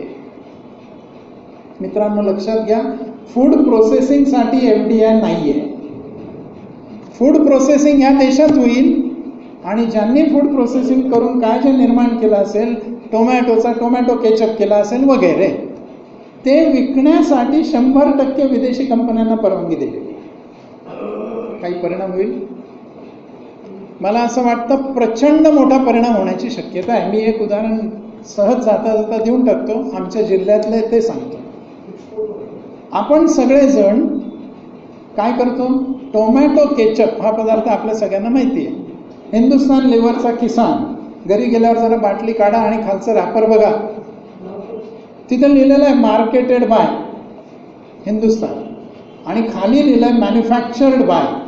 ते जरा वाचा. ते एक छोटंसं युनिट आहे नाशिक जिल्ह्यातल्या दिंडोरी तालुक्यातलं. कृपया असं समजू नका की आमच्या शेतकऱ्यांना माल चांगला प्रोसेस करता येत नाही, पण माल प्रोसेस केल्यानंतर विकायचा कसा याचं स्किल नाही, भांडवल नाही, अनुभव नाही. काय केलं मग आत्ता असं सांगितलं की तुम्ही प्रोसेसिंग करा, द्राक्ष आहेत, बेदाणे तुम्ही तयार करा, टोमॅटो आहेत, तुम्ही त्याच्यापासून केचप तयार करा. तुम्हाला जे जे करता येणं शक्य. आणि एवढी उद्यमशीलता या देशामध्ये आहे, आपण कुठेही जा, आपल्याला इथल्या लोकांना उद्यमशीलता शिकवायचीच गरज नाही आहे. अगदी काही नाही तर घराच्या बाहेर एक छोटीशी पाटी असते, येथे फॉल व पिको करून मिळेल, येथे पापड आणि कुरड्या मिळतील, असताना मेथकूट विकत मिळेल. हे सगळे प्रोसेस्ड फूड आहेत मित्रांनो. हे तयार करण्याचं स्किल आमच्या इथे लोकांकडे आहे. अन्न वाया घालवण्यापेक्षा ते प्रोसेस करू शकतात. त्यांना मार्केटिंगचा प्रश्न सोडवून टाकलेला आहे आणि त्याच्यासाठी एक मोठी तरतूद केलेली आहे. कृषी कर्जासाठीचं लक्ष्य 9 लाख कोटी केलेलं आहे आणि इंटरेस्ट सबवेन्शनसाठी 15,000 कोटींची तरतूद केलेली आहे. मला असं वाटतं की कर्ज माफी नाही सांगितलेली, व्याज सबवेन्शन सांगितलेलं आहे. उत्पन्न वाढीसाठी काय केलंय तर 850 कोटी रुपये देऊन पशुधन संजीवनी कार्यक्रम, ॲनिमल हेल्थ कार्ड, ब्रीडर्स आणि शेतकरी यांना जोडणारं ई मार्केट पोर्टल, पशुधन जर चांगलं राहिलं तर ज्याला साईड इन्कम म्हणतो, ॲडिशनल इन्कम म्हणतो, असं शेतकऱ्यांना मिळू शकेल. याचबरोबर ग्रामीण वीज पुरवठा 8,500 कोटींची तरतूद आणि टार्गेट असं आहे की 1 मे 2018 पर्यंत 100% खेड्यात वीज पोहोचेल. ग्रामीण भाग मागं राहण्याचं 2 कारणं प्रामुख्याने, एक म्हणजे कनेक्टिव्हिटी नाही आणि दुसरं म्हणजे वीज नाही. रस्त्यांसाठी 19,000 कोटींची तरतूद आत्ता प्रधानमंत्री ग्राम सडक योजनेमध्ये केलेली आपल्याला दिसते. शेतकऱ्यांसाठी केलेलं आहे थोडक्यात, ग्रामीण विकासासाठी काय. आणि जो दुसरा भाग मी सांगितला, पायाभूत सुविधा, त्याच्याने विकास साधू शकतो, रोजगार मिळू शकतो आणि लोकांची क्रयशक्ती वाढू शकते. अशा 3 गोष्टी आपल्याला इन्फ्रा इन्व्हेस्टमेंटमुळे मिळू शकतात. काय केलं आहे? एकूण 2,21,000 कोटींची तरतूद इन्फ्रास्ट्रक्चरसाठी आहे. यापैकी रस्ते आणि रेल्वे यासाठी एकूण 2,18,000 कोटी रुपयांची सगळ्या मार्गांनी तरतूद केलेली सापडते. बँकांना 25,000 कोटी रिकॅपिटलायझेशन दिलेलं आपल्याला सापडतं आणि जनरल इन्शुरन्स कंपन्यांना बाजारात आपले शेअर्स नोंदवण्याची परवानगी देऊन भांडवल उभारणीला परवानगी दिलेली सापडते. इन्फ्रास्ट्रक्चरसाठी ढोबळमानाने या तरतुदी आपल्यासमोर थोडक्यात मांडतो. आणि जो चौथा मुद्दा आहे, अच्छे दिनच्या 4 निकषांपैकी शेवटचा निकष, आणि तो म्हणजे वित्तीय शिस्त पाहिजे का. 1930 सालची मंदी, 30च्या दशकातली मंदी ही खूप गाजलेली मंदी आहे. आणि त्यावेळेला काय उपाय केला होता मंदीतनं बाहेर पडण्यासाठी? तो उपाय अगदी सोपा असा होता. कीन्स नावाच्या अर्थतज्ञांनी सुचवलेला हा उपाय होता. आणि उपाय असा होता की जर आमच्याकडे मंदी आहे आणि त्यातनं आम्हाला जर बाहेर यायचं असेल तर शासनाने लोकांच्या खिशात पैसा देण्यासाठी भरपूर खर्च करावा. त्याला सैद्धांतिक आधार काय दिला? तुमच्याकडे पैसे नसले तरी चालतील, महसूल नसला तरी चालेल, तुम्ही कर्ज काढा, तुम्ही नोटा छापा, पण खर्च करा. आणि मला वाटतं हा उपाय कोणत्याही पक्षाचा, कोणत्याही राजकीय पुढाऱ्याला सहज पटणार आहे. कारण तुम्ही खर्च करा ना, तुम्हाला सगळे अधिकार देऊन टाकले आणि एवढा मोठा सैद्धांतिक आधार देऊन टाकला आहे. मंदीतनं बाहेर काढण्यासाठी हे गरजेचं आहे. मित्रांनो, परिणाम काय झालेला दिसतो आपल्याला आत्तापर्यंत? आज जवळपास देशातल्या सगळ्या सरकारांनी कर्ज काढलेली आहे. जो खूप मोठा चांगला देश आपण म्हणतो, प्रगत देश म्हणतो, तो म्हणजे अमेरिका. या देशावर कर्ज GDPच्या 108% आहे. आणि बाकीच्या युरोपियन देशांच्या कर्जांची व्यवस्था, परिस्थिती काय आपल्याला कदाचित ऐकून माहिती असेल. अशा देशांना पिग्स कंट्रीज म्हणायला सुरुवात झाली. Pigs, PIGS. P म्हणजे पोर्तुगाल, I म्हणजे आयर्लंड, आइसलँड, G म्हणजे ग्रीस आणि S म्हणजे स्पेन. खूप प्रगत देश युरोपातले, आज त्यांची अवस्था खरोखर डिक्शनरीत पिग ह्या शब्दाचा अर्थ जो आहे तशी झालेली आहे. कर्ज, कर्ज आणि कर्ज. ग्रीस, मला वाटतं आत्ता एक 60 महिन्यापूर्वीची गोष्ट आपण वाचलेली आठवत असेल. त्याने हात वर करून टाकले आणि सांगितलं आम्ही कर्ज परतफेड करूच शकणार नाही, काय करायचं घ्या करून. त्याच्या आधीची एक गोष्ट सांगतो, गेल्या वर्षीची. मी जर सांगितलं तर काही जणांना माहिती असेल, काही जणांना धक्का बसेल. अमेरिकन सरकारची कार्यालय 8 दिवस बंद होती. का? तर सरकारला कार्यालय चालवण्यासाठी लागणारा खर्च करायला पैसा नव्हता. मी हे एखाद्या भारतातल्या ग्रामपंचायतीचं उदाहरण नाही देते. सरकारला कर्ज काढल्याशिवाय खर्च करता येत नव्हता आणि कर्ज काढायला संसद परवानगी देत नव्हती, कारण तुमचं लिमिट एक्सीड झालंय. ही तिथली कर्जाची स्थिती आहे.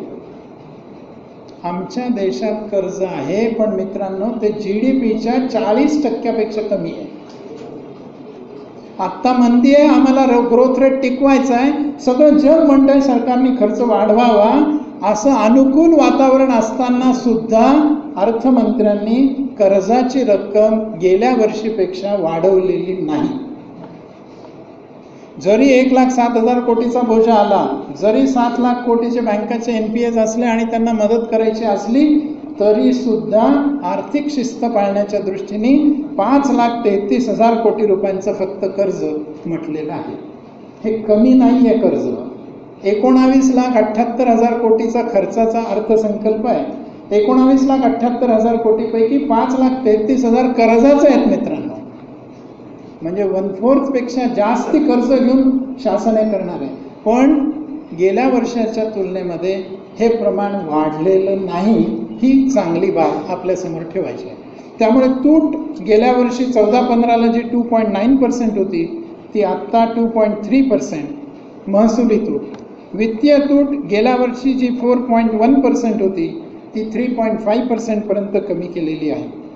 खर्च प्लॅन एक्सपेंडिचरमध्ये 73,000 वाढ केली आहे. म्हणजेच उत्पादक खर्चात वाढ केली, महसुली खर्चात फक्त 10,000 कोटींची वाढ झालेली आपल्याला दिसते.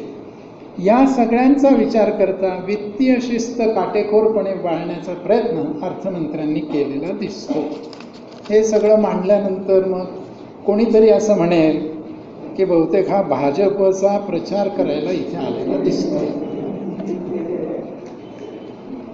जे चांगलं आहे त्याला चांगलंच म्हटलं पाहिजे. जिथे अडचणी येण्याची शक्यता आहे, काळजी घ्यावी असं आहे, तिथे ते पण अधोरेखित करायला पाहिजे. कोणीही अर्थमंत्री, मी सुरुवातीला सांगितलं तसं, अतिशय चांगला अर्थसंकल्प, सगळ्यांना समाधान देईल असा अर्थसंकल्प दाखल करू शकत नाही. षण्मुग रेड्डी नावाचे आपले एक अर्थमंत्री होऊन गेले नेहरूंच्या काळामध्ये. त्यांनी अर्थसंकल्प सादर केला. नवे होते, स्वातंत्र्य नवीन मिळालं होतं आणि त्याच्यावर विरोधी पक्ष जो काय थोडासा होता, त्यावेळेला विरोधी पक्षही फार नव्हता, ते तुटून पडले. आणि याचं अर्थमंत्र्यांना अतिशय वाईट वाटलं. मी इतका अभ्यास करून देशासाठी चांगला अर्थसंकल्प मांडतोय आणि हे माझे सगळे मित्र मी किती वाईट अर्थसंकल्प मांडला हे सांगतायत, म्हणून ते राजीनामा द्यायला नेहरूंकडे गेले. आणि नेहरूंनी असं सांगितलं, तुम्ही काही काळजी करू नका, हे असंच होत राहणार आहे. मी सुद्धा गेली 25 वर्ष भाषणं करतोय. आधी चांगले मुद्दे मांडल्यानंतर मग कोणीतरी म्हणतं, समजा तुम्ही अर्थमंत्री असते. मी म्हणतो एवढंच म्हण, बाकीचं काहीच म्हणू नको बस. तर काय केलं असतं? हे खरंच आहे, सगळं चांगलं येऊ शकेल असं नाही. या अर्थसंकल्पात असं काही आहे का की ज्याच्याने चिंता वाटावी? व्यक्तीला नाही, देशाच्या अर्थव्यवस्थेत. असे एक 3-4 मुद्दे आहेत, ते ठेवतो आणि थांबतो. पहिली नकारात्मक बाजू, चिंता करायला लावणारी बाजू. शासनाने एक निर्णय घेतलाय, तो म्हणजे इन्शुरन्स सेक्टर आणि दुसरा म्हणजे पेन्शन सेक्टर. या 2 क्षेत्राची आधी थोडीशी आपण एखाद्या मिनिटामध्ये माहिती करून घेऊ. लाईफ इन्शुरन्स आणि नॉन लाईफ इन्शुरन्स. इथे काय घडत असतो मित्रांनो? आपण हप्ता भरत राहतो. लाईफ इन्शुरन्स असलं तर किती वर्ष पॉलिसी आहे तोपर्यंत, 10 वर्ष, 15 वर्ष, आजीवन हप्ता भरत राहतो. म्हणजे इन्शुरन्स कंपनीकडे फक्त पैसा गोळा होत राहतो. क्लेम किती?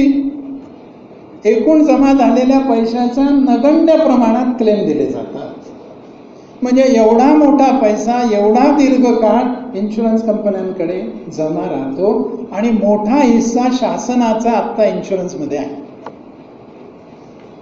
त्यामुळे एवढे पैसे गुंतवणुकीसाठी शासनाकडे शिल्लक आहेत आणि त्यातनं शासन आवश्यकनुसार गुंतवणूक करते आहे. निधी शेवटी लागतो ना, इन्फ्रा उभा करायचं तर निधी आणणार कुठून? आत्ताची ही स्थिती. या पार्श्वभूमीवर पेन्शनचंही तसंच आहे का? आपण जोपर्यंत नोकरी करतोय तोपर्यंत पैसे भरत राहतो आणि नंतर सरकार आपल्याला थोडे थोडे परत देतं. एवढा प्रचंड पैसा पेन्शन निधीकडे जमा असतो आणि तो शासन हवा तसा वापरू शकतं. आता काय केलंय? या बजेटमध्ये या क्षेत्राला 49% विदेशी गुंतवणूक आणायला परवानगी दिली. मालकी 49 जाणार आहे. मग कोणी म्हणेल 51% तर सरकारकडेच आहे, बहुमत तर तुमच्याचकडे आहे. पण मित्रांनो, एक लक्षात घ्या, 49%चा भागीदार येऊन बसल्यानंतर तुमच्या निर्णय घेण्याच्या प्रक्रियेमध्ये काही अडथळा येऊ शकतो, काही दबाव येऊ शकतो. आणि एवढा मोठा निधी जो सगळ्या सामान्य लोकांचा आत्ता शासनाच्या हातात येतो आहे, त्याचा वापर शासन हवा तसा करू शकतं आहे, त्याच्यावर बंधन येईल. हा एक पहिला अडचणीचा भाग. दुसरा एक अडचणीचा भाग, केंद्राचे जे सार्वजनिक क्षेत्रातले उद्योग आहेत, सार्वजनिक क्षेत्रातले उद्योग दोन प्रकारचे आहेत. एक सेंट्रल पब्लिक सेक्टर अंडरटेकिंग्स, एक स्टेट पब्लिक सेक्टर अंडरटेकिंग्स. हे जे केंद्राचे पब्लिक सेक्टर अंडरटेकिंग्स आहेत, बँकांच्या व्यतिरिक्त, यांच्यामध्ये सुद्धा 49% विदेशी गुंतवणुकीला परवानगी दिली आहे. आणि या दोन्हीसाठी गुंतवणूक करताना शासनाची परवानगी घेण्याची आवश्यकता पण ठेवली आहे, ज्याला ॲटोमॅटिक रूट असं म्हणतात. एकूण 3 प्रकारच्या रूटनी विदेशी गुंतवणूक येऊ शकते. त्या तपशिलात मी जात नाही. त्यातल्या ॲटोमॅटिक रूटनी ही 49% गुंतवणूक येऊ शकेल. मला वाटतं हे अत्यंत काळजी करायला लावणारं असं प्रकरण आहे. तिसरं, शासनाने निर्गुंतवणुकीतून 56,500 कोटी अपेक्षित केलेत या बजेटमध्ये. गेल्या वर्षीची मी आकडेवारी सांगितली, 69,500 कोटीची अपेक्षा होती, 25,000 कोटीच फक्त जमले. आणि यावेळेला 56,500 कोटी जमवू असं ते म्हणत आहे. मित्रांनो, नाही झालं मागच्या वेळेसारखं तर काय होईल? तर तेवढ्यानी रेव्हेन्यू कमी होईल. कमी झाला खर्च तर काही कमी होणार नाही, म्हणजे तूट वाढेल. आणि तूट वाढली की ती कुठून तरून भरून काढावी लागेल. आणि भरून काढण्यासाठी 2च मार्ग, एक म्हणजे कर्ज घ्या, नाहीतर नोटा छापा. आणि दोन्ही गोष्टी अर्थव्यवस्थेच्या दृष्टीने अडचणीच्या आहेत. तिसरी गोष्ट जी आता सध्या खूप गाजत आहे, प्रॉव्हिडंट फंडातनं पैसे काढले तर त्याच्यावर 60% रकमेवर टॅक्स लावू. पण आता ही बाब मी फक्त आता नमूद करतो, कारण त्याच्यावरचा निर्णय अर्थमंत्र्यांनी सांगितला आहे की मी उत्तराच्या वेळेला देईन. पण ही पण एक अडचणीची भाग आपल्याला दिसतो. पाचवी एक भाग जी दिसते ती म्हणजे नॉन टॅक्स रेव्हेन्यू. सरकारला रेव्हेन्यू 2 प्रकारचा असतो. एक असतो टॅक्स रेव्हेन्यू, एक असतो non tax revenue. Tax revenue आपल्याला माहिती आहे, आपण जे कर भरतो त्याच्यातनं मिळणारा रेव्हेन्यू हा tax revenue. Non tax revenue म्हणजे काय? करा व्यतिरिक्त मिळणारं उत्पन्न. शासनाला कुठून मिळतंय करा व्यतिरिक्त उत्पन्न? एक स्रोत असतो तो म्हणजे शासनाचे जे उद्योग आहेत त्याच्यातनं मिळणारा नफा. दुसरा आहे शासनाने जिथे गुंतवणूक केली त्याच्यावर मिळणारा डिव्हिडंड. तिसरं आहे शासनाने जे कर्ज दिले त्याच्यावर मिळणारं व्याज. चौथं आहे शासनाकडे जे अधिकार आहेत, उदाहरणार्थ खाणीचा लिलाव, स्पेक्ट्रमचा लिलाव, यातनं मिळणारं उत्पन्न. असे काही स्रोत नॉन टॅक्स रेव्हेन्यूमध्ये येतात. या वर्षीच्या बजेटमध्ये नॉन टॅक्स रेव्हेन्यू गेल्या वर्षी 2,58,000 कोटी अपेक्षित होता, तो यावर्षी 3,23,000 कोटी अपेक्षित केला आहे. आणि असं म्हटलंय की 1,00,000 कोटी आम्ही स्पेक्ट्रमच्या लिलावातनं मिळवू. जर समजा 1,00,000 कोटी स्पेक्ट्रमच्या लिलावातनं मिळाले नाही तर हा रेव्हेन्यू कमी होईल, म्हणजेच डेफिसिट वाढेल. आणि डेफिसिट वाढल्यावर पुन्हा अडचण नोटा छापणं किंवा कर्ज काढणं या बाबतीत होऊ शकतं. मला वाटलेल्या या 5-6 गोष्टी ज्या नकारात्मक आहेत त्याही मी आपल्यासमोर ठेवल्या. आता एक शेवटचा जो प्रश्न येतो, हे सगळं सांगितलं ठीक आहे हो, पण अर्थसंकल्प कसा आहे एका वाक्यात सांगा. हा प्रश्न येतो. तुमचं मत काय आहे सांगा. आता एवढा मोठा अर्थसंकल्प जो चौकटी बाहेर मांडलाय त्याचं एका वाक्यात जर वर्णन करायचं झालं तर मला सोपा मार्ग असा आहे की ते वाक्य मोठं करायचं. म्हणून जर मला विचारलं तर मी सांगेन, ग्रामीण जगणं सुकर करणारा, धंदा करणं सुलभ करणारा, मंदीवर मात करण्यासाठी ग्रामीण अर्थव्यवस्था आणि पायाभूत सुविधांवर भर देणारा आणि तरीही वित्तीय शिस्त पाळणारा चौकटी बाहेरचा अर्थसंकल्प आहे. थँक्यू.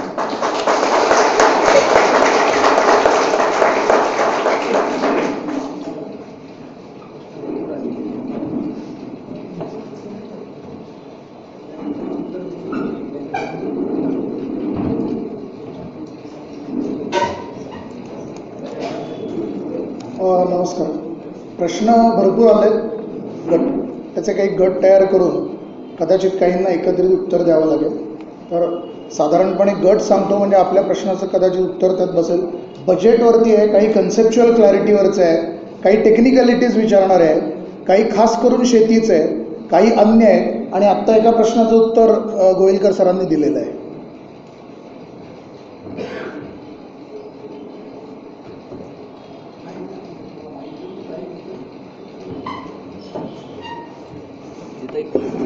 तिथे एक होतं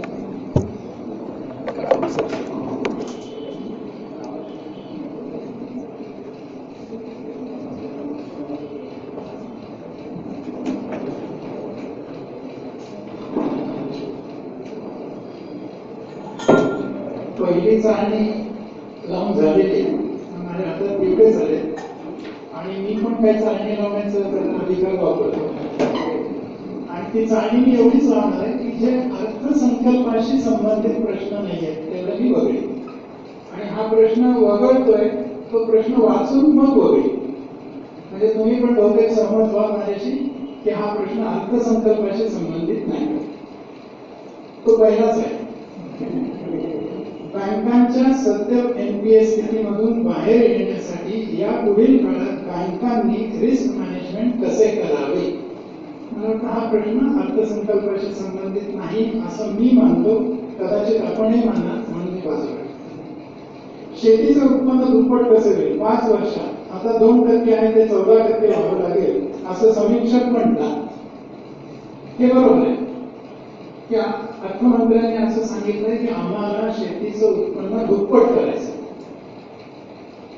आणि ते दुप्पट 5 वर्षात आम्ही करणार आहोत. त्यामुळे प्रश्न अगदी बरोबर आहे आणि सगळ्यांना ती चिंता आहे आणि त्यामुळे असं अनेक जण म्हणत आहेत की घोषणा खूप आहेत, प्रत्यक्षात कसं काय येईल. मला उत्तर देताना 2 गोष्टी स्पष्ट केल्या पाहिजेत. एक व्यावहारिक, एक मानसिक. व्यावहारिक गोष्ट अशी आहे की शेतीचं उत्पन्न वाढवण्यासाठी माझ्या दृष्टीने 3 घटक आहेत. पहिला घटक शेतीला पाणी मिळालं पाहिजे. दुसरा घटक शेतीची उत्पादकता वाढली पाहिजे आणि तिसरा घटक निर्माण झालेला माल विकता पाहिजे. हे जर झालं तर शेतीचं उत्पन्न वाढू शकतं. ते आता 5% वाढेल का 25% वाढेल हे आज सांगता येणं अवघड. पण आता या तिन्हीसाठी काही केलेलं दिसतं का अर्थसंकल्पात. जलसिंचनासाठी काही केलंय का, इरिगेशनसाठी मी सांगितलं. मार्केटिंगसाठी काही केलं का ते पण सांगितलं. प्रोसेसिंगसाठी काही केलं का ते पण सांगितलं. दिशा योग्य आहे की नाही, गती योग्य आहे की नाही हा वादाचा मुद्दा असू शकतो. पण दिशा जर बरोबर असेल तर गती थोडी कमी जास्ती जरी झाली तरी 5 वर्षात दुप्पट नाही होणार, 7 वर्षात होईल, 10 वर्षात होईल. पण निदान वाढीच्या दिशेने आम्ही जाऊ की नाही. जर समजा दिशा चुकली तर वाढच होणार नाही. मला असं वाटतं की अर्थमंत्र्यांनी दिशा ही आपल्याला दिली आहे. कदाचित 5 वर्षात दुप्पट होणार पण मानसिकता तर निर्माण होईल. आम्ही करू. आम्ही जर असं म्हटलं की आम्हाला 25 वर्ष लागतील होय दुप्पट करायला तर काय 50 वर्ष लागतात. आम्ही जेव्हा म्हणून 5 वर्षात करायचं. प्रत्येक जण आपल्या आयुष्यामध्ये नोकरीला लागल्याबरोबर एक स्वप्न घेऊन आहोत 4 वर्षात मी माझं घर घेऊ. म्हणजे सगळेजण 4 वर्षात घर घेऊ शकतात. पण तोच जर म्हणाला नाही माझ्या वडिलांनी जसं वयाच्या 50 वर्षी घर केलं तसं मी पण 50 वर्ष तर त्याला कदाचित 50 वर्षापर्यंत शक्य पण नाही. त्यामुळे व्यावहारिक पातळीवर आणि मानसिक पातळीवर दोन्ही पातळीवर आपण याचा विचार केला पाहिजे. माझ्या दृष्टीने गती बरोबर आहे. कदाचित वेळ कमी अधिक लागू शकतो.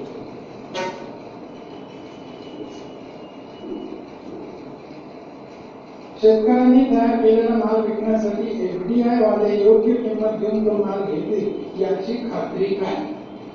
आता माल घेण्याचीच खात्री नाहीये, निदान माल घेण्याची खात्री नाही. पैसे दोन कमी मिळतील का जास्ती मिळतील याच्यावर नियमन करता येईल. आधी व्यवस्था निर्माण करायला लागेल. आणि केवळ विक्रीची व्यवस्था नाहीये मित्रांनो, लक्षात घ्या. मला सांगा, शुगर फॅक्टरी आता काय करतात?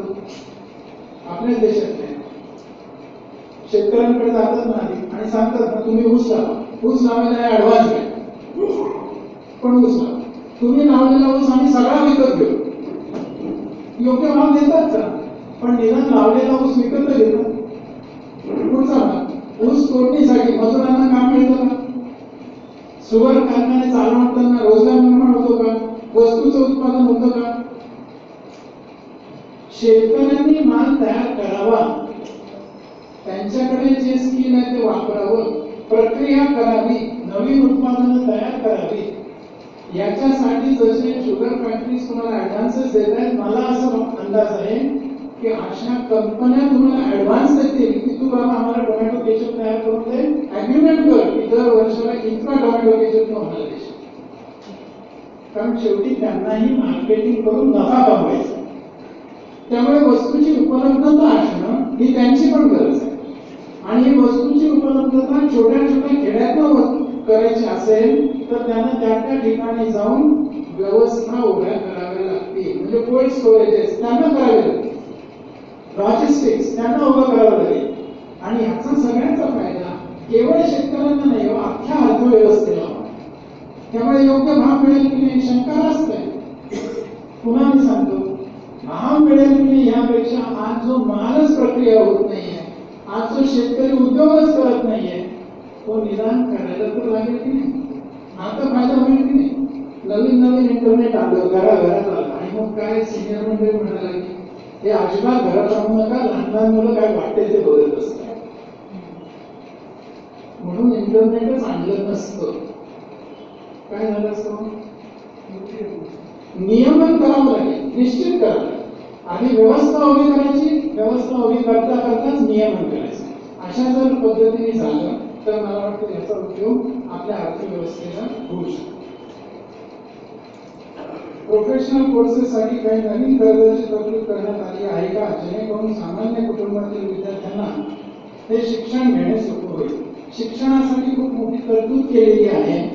कोणत्या शिक्षणासाठी किती तरतूद हा सगळा तपशील मी एक वेबसाईट सांगतो, तरुण मंडळींनी जरा त्याच्यावर लक्ष बघावं. तर सगळं ट्रान्सपरंट आहे, उपलब्ध आहे. www.indiabudgets.gov.in. अनेकांचा गैरसमज असा आहे की बजेट म्हणजे बजेट स्पीच, जेवढं अर्थमंत्र्यांनी मांडलं तेवढं बजेट, असं नाही. बजेट हे साधारणपणे 18-19 पुस्तकांचं एकत्रीकरण म्हणजे बजेट आहे. त्यातला बजेट स्पीच हा एक दस्त आहे. त्याच्यात रेव्हेन्यू बजेट असतं, त्याच्यात कॅपिटल बजेट असतं, त्याच्यात एक्सपेंडिचर बजेट असतं. 18-19 डॉक्युमेंट्स आहेत, ज्याचे हजारो पानं आहेत. आणि ती सगळी पानं आता नेटवर उपलब्ध आहेत आणि गेल्या सगळ्या वर्षांची उपलब्ध आहेत. त्यामुळे कंपॅरेटिव्ह फिगर सुद्धा आपल्याला मिळते. समाजाची क्रयशक्ती वाढवली तर भारताचा GDP वाढेल याची खात्री नाही. चीन परत पुढे जाऊ शकेल का? कोण पुढे जाऊ शकेल हे त्या त्या देशाच्या धोरणांवर आणि त्याच्या अंमलबजावणीवर अवलंबून. त्यामुळे चीन परत पुढे जाऊ शकेल का याचं उत्तर मला वाटतं आपण इथे बसून देण्याचा प्रयत्न करायचा काहीच नाही. आपण आपला ग्रोथ रेट मेंटेन करू शकू का आणि वाढवू शकू का, हा खरा महत्वाचा भाग आहे. आपण जर दुसऱ्यांच्या बरोबर अशी स्पर्धा करायला की नाही तुम्हाला नाही जाऊ देणार, तर मला असं वाटतं की ती स्पर्धेची पद्धतच चुकीची आहे. म्हणजे जे म्हणतात नाही रेग आहे ही मोठी करायची, तर काय करायचं, आपली रेग मोठी काढायची, हाच त्याला उपाय. आणि ती मोठी करण्यासाठी काय त्या तरतुदीने आपल्यासमोर मांडलेलं आहे. सरकारने या वर्षीच्या वित्तीय तुटीचे उद्दिष्ट 4 वरून 3.9 ठेवले. पण या वर्षी दुष्काळ, NPA चे संकट, वेतन आयोग, one rank one pension, GST अजून पास नाही, अशी संकटे पाहता वित्तीय तुटीचे ध्येय साध्य होऊ शकेल का? मला वाटते सगळी आव्हानं मी सुरुवातीला सांगूनच बोलायला सुरुवात केली. आणि सगळी आव्हानं अर्थमंत्र्यांना माहिती, आणि ही अर्थमंत्र्यांना माहिती असलेली आव्हानं ठेवून त्यांनी 3.9% तुटीवर येऊ असं म्हणतात. याचा अर्थ न माहिती असता किंवा दुर्लक्ष करून असं काही केलेलं नाही. आव्हान आहे, त्यासाठी कदाचित काही खर्च वाढवावं पण लागेल. कदाचित वित्तीय तुटीची मर्यादा थोडीफार कमी जास्ती पण होऊ शकेल, परंतु नियोजन करताना ही तूट आटोक्यात ठेवण्याचा प्रयत्न त्यांनी प्रायोरिटीने केला हे आपण विसरून चालणार नाही. त्यामुळे त्यांना सगळी शक्यता होती, आता खर्च किती केला असला तरी कोणी त्यांना नाव ठेवले नसतं. असं असताना सुद्धा त्यांनी ती तूट नियंत्रणात ठेवून बजेट सादर केलेलं आहे. एवढ्याकडे फक्त मी आपलं लक्ष देतो. मला वाटतं हा आपण 16-17 या अर्थसंकल्पाचे वर्णन मोजक्या शब्दात कसे कराल, हाच प्रश्न मी इथे समोर मांडला आणि त्याचं शेवटी एका वाक्यात उत्तर देण्याचा प्रयत्न केला. कृषी आर्थिक अंदाजासंबंधी भूकंप, वादळ, गारा पडणे यासाठी प्रयोगशाळांची तरतूद आहे का? FRP ऊस पिकासाठी 14-15 वर्षांनी तरतूद केली आहे का? मागील वर्षांसाठी तरतूद या अर्थसंकल्पात होत नाही, त्यामुळे 14-15 साठी तरतूद केले का हा प्रश्न मला असं वाटतं की अर्थसंकल्पाची ज्याला माहिती आहे त्याच्या दृष्टीने अशी आधीची तरतूद होऊ शकते. आता फक्त या सगळ्यासाठी प्रयोगशाळांची तरतूद केली आहे का, एवढा बारीक तपशील मी आता पाहिलेला नाही. त्यामुळे केली आहे की नाही हे मी ऑफहँड सांगू शकत नाही. मी आता डॉक्युमेंट सांगितलंय, आपण त्या डॉक्युमेंट मध्ये बघू शकतो. What are the steps taken in this budget for Make in India initiative? मला असं वाटतं की स्टार्टअप इंडिया आणि स्टँडअप इंडिया या दोन बद्दल मी पुरेसं बोललो. कौशल्य विकासासाठी केलेल्या योजना मी काही सांगू शकलो नाही, पण त्याही भरपूर योजना आहेत. आणि मुद्रा योजनेसंदर्भात पण मी माहिती दिली आहे. त्यामुळे मेक इन इंडियासाठी, त्याचबरोबर मी आता ग्रामीण भागात जे फूड प्रोसेसिंग बद्दल बोललोय तेही मेक इन इंडियाचं आहे. मेक इन इंडिया म्हणजे काहीतरी भला मोठा कारखाना टाकायचा आणि त्यात सगळं उत्पादन करायचं असं नाही. एवढं लक्षात ठेवलं की ह्या तरतुदींचं आपल्याला लिंकिंग करता येऊ शकेल.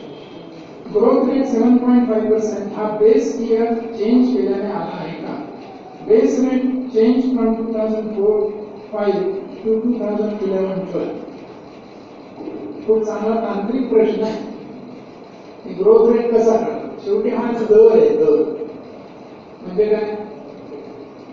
अगदी सोपं सांगायचं तर मागच्या वर्षी माझा पगार 10,000 होता, तो या वर्षी 11,000 झाला, म्हणजे माझ्या पगारात 10% वाढ झाली. हे आपल्याला समजतं ना? म्हणजेच वाढीचा दर ठरवण्यासाठी एक बेस इयर पाहिजे आणि एक करंट इयर पाहिजे. या दोघांची तुलना केली की वाढीचा दर ठरतो. प्रश्न आता असा आहे, मी आधी प्रश्न काय तो सगळ्यांना सांगतो तांत्रिक असल्यामुळे, की हा जो वाढीचा दर 7.5% काढला आहे, हा कोणतं इयर बेस इयर धरून काढला आहे? प्रश्न विचारणाने असं सांगितलं की पूर्वी 4-5 हे वर्ष आधारभूत वर्ष धरत होते, नंतर ते आधारभूत वर्ष 11वाला झालेलं आहे. हे वर्षच बदललं म्हणून वाढीचा दर बदललाय का आणि तो फेवरेबल झालाय का, असा प्रश्न आहे. मित्रांनो, खरं म्हणजे जर 4-5 वरून 11-12 हा जर किंवा 10-11 हा जर आपण बेस इयर धरलं तर काय होणार आहे? बेस वाढून जाईल, त्यामुळे वाढीचा दर कमी होईल का वाढेल? 10,000वर पगारातली वाढ मी जर पुढे मला समजा 12,000 झाली तर मी 20% वाढ देईल, कारण 10,000 बेस इयर आहे. पण समजा 11,000 हे बेस इयर धरलं तर ती 10% पेक्षा कमी आहे.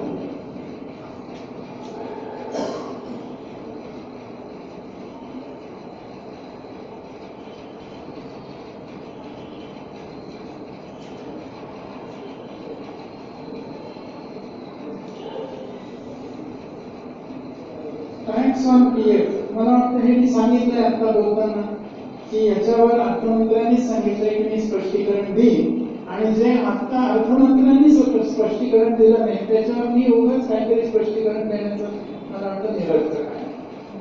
प्रिझम्प्टिव्ह टॅक्स विषय 8% नफा म्हणजे 8% ऑफ रेव्हेन्यू असेल तर 15 मार्चला टॅक्स भरायचा, पण कोणत्या वर्षी? फायनान्शियल इयर का असेसमेंट इयर? तो तांत्रिक प्रश्न आहे. त्यामुळे मला असं वाटतं की बहुतेक हा कोणीतरी CA करणारा विद्यार्थी असा सांगतो. हा टॅक्स लायबिलिटी येते ती फायनान्शियल इयरवर येते, आणि रिटर्न भरताना तुम्हाला असेसमेंट इयर पण द्यावं लागतं. म्हणजे सांगायचं झालं तर सध्या फायनान्शियल इयर 15-16 आहे आणि असेसमेंट इयर 16-17 आहे. त्यामुळे मला जो टॅक्स भरायचा आहे तो फायनान्शियल इयर 15-16 मध्ये मिळालेल्या उत्पन्नावर भरायचा आहे, पण तो भरताना असेसमेंट इयर 16-17चा भरायचा आहे. त्यामुळे दोन्हीचा अर्थ एकच आहे.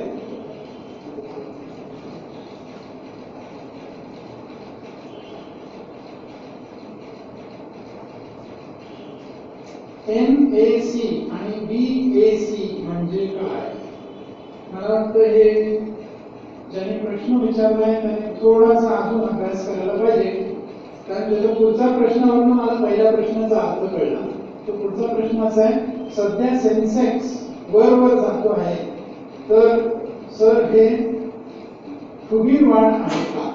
म्हणजे त्याला सेन्सेक्स विषयी MAC आणि BAC विचारायचं आहे असं मी गृहीत करते. मला असं वाटतं की थोडीशी नीट माहिती करून प्रश्न विचारला तर बरं होईल. NSE असा शब्द आहे, BSE असा शब्द आहे, NAC असा शब्द नाही. नॅशनल स्टॉक एक्सचेंज आणि मुंबईचा शेअर बाजाराचा BSE, बॉम्बे स्टॉक एक्सचेंज असे दोन शब्द आहेत. या एक्सचेंजवर जे शेअरचे भाव वर खाली होतात त्याचा जो सेन्सेक्स म्हणजे निर्देशांक त्याला BSE आणि NSE असं म्हणतात.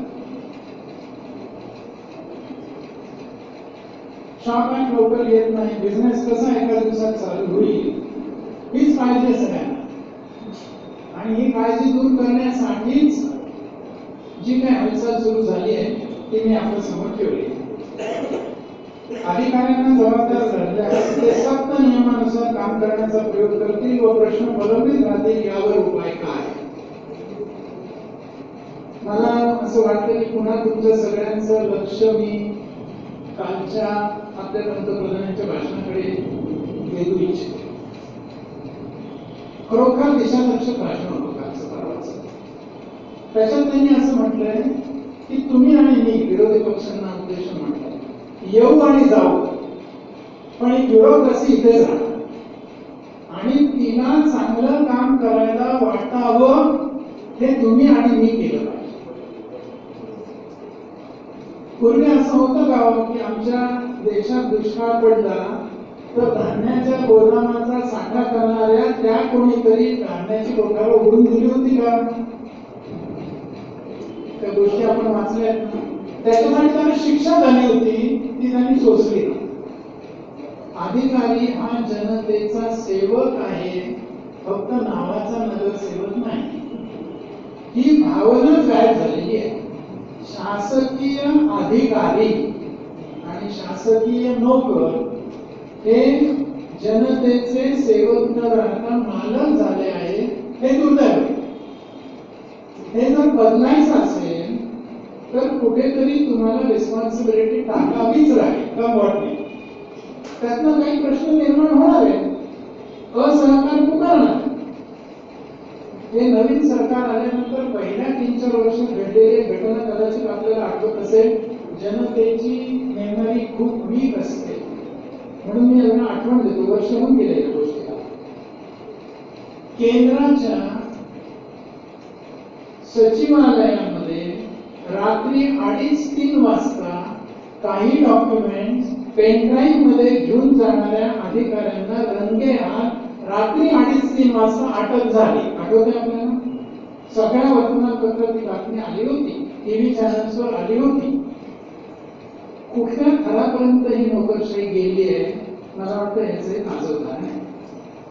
तिकडे तो बॉम्ब हल्ला आमच्या मिलिटरीच्या तळावर झाला आणि कोणीतरी एका मिलिटरीच्या तळावरचा अधिकारीच चौकशीच्या बेऱ्यात आला.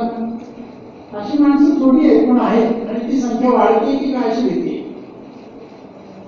नियमाने आम्ही काम करू असं म्हटलं तर मला वाटतं अभिनंदन करावं अशी स्थिती आहे. त्यामुळे घाबरण्याचं काही कारण नाही. ते जर तसं म्हणाले काही काळ असं जाईल की ज्या वेळेला अधिकारी नाही कोऑपरेट करणार, पण हा काळ सुद्धा ओव्हरकम करता येईल. दिशा महत्वाची आहे. सध्या सामान्य जनता आपल्या घरातील लग्नासाठी काही गुंतवणूक करते, त्यातल्या त्यात सोने, यात फार मोठी गुंतवणूक चालू आहे. पण सोने महाग तर आपला उपाय हा. याच्यातला पहिला जो पार्ट आहे, आपल्या घरातील लग्नासाठी गुंतवणूक करते आहे. मला वाटतं लग्ना व्यतिरिक्त सोन्यात किती गुंतवणूक होते आणि ती अनप्रोडक्टिव्ह आहे. म्हणून तर सरकारने असं म्हटलं, तुम्ही सोन्यात गुंतवणूक करायची करा, पण ते आमच्याकडे द्या. तुम्ही सोनं न घेता सोन्याचे बॉन्ड घ्या, त्याच्यामध्ये व्याज देऊ, पण सोन्यात पैसे टाकू नका, कारण की ते सोन्याचे पैसे अनप्रोडक्टिव्ह आहे. असं सरकारने गेले वर्षभर सांगितलं, त्याच्यासाठी योजना आणल्या, आणि तरी सोन्याची खरेदी कमी होत नाही हे लक्षात आल्यानंतर सोन्यावर थोडासा कर वाढला. त्रास होणार आहे की नाही होणार? पूर्ण सहमत आहे मी. जे खरोखर लग्नासाठी पैपै गोळा करून सोनं घेतात त्यांना त्रास होणार. तो थांबायला पाहिजे, याबद्दल दोन तासाचं कारण नाही. पण अशा थोड्या लोकांसाठी जे थोडं सोनं लग्नासाठी घेतात, यांच्यासाठी जे अनप्रोडक्टिव्ह सोनं घेत आहेत, त्यांच्यावर चाप आणणं गरजेचं आहे का नाही? असा जर थोडा ब्रॉडर विचार केला तर मला वाटतं हा होणारा त्रास लक्षात घेऊन सुद्धा अशी काहीतरी तरतूद करणं देशाच्या हिताचं असू शकतं असं मला वाटतं. धन्यवाद.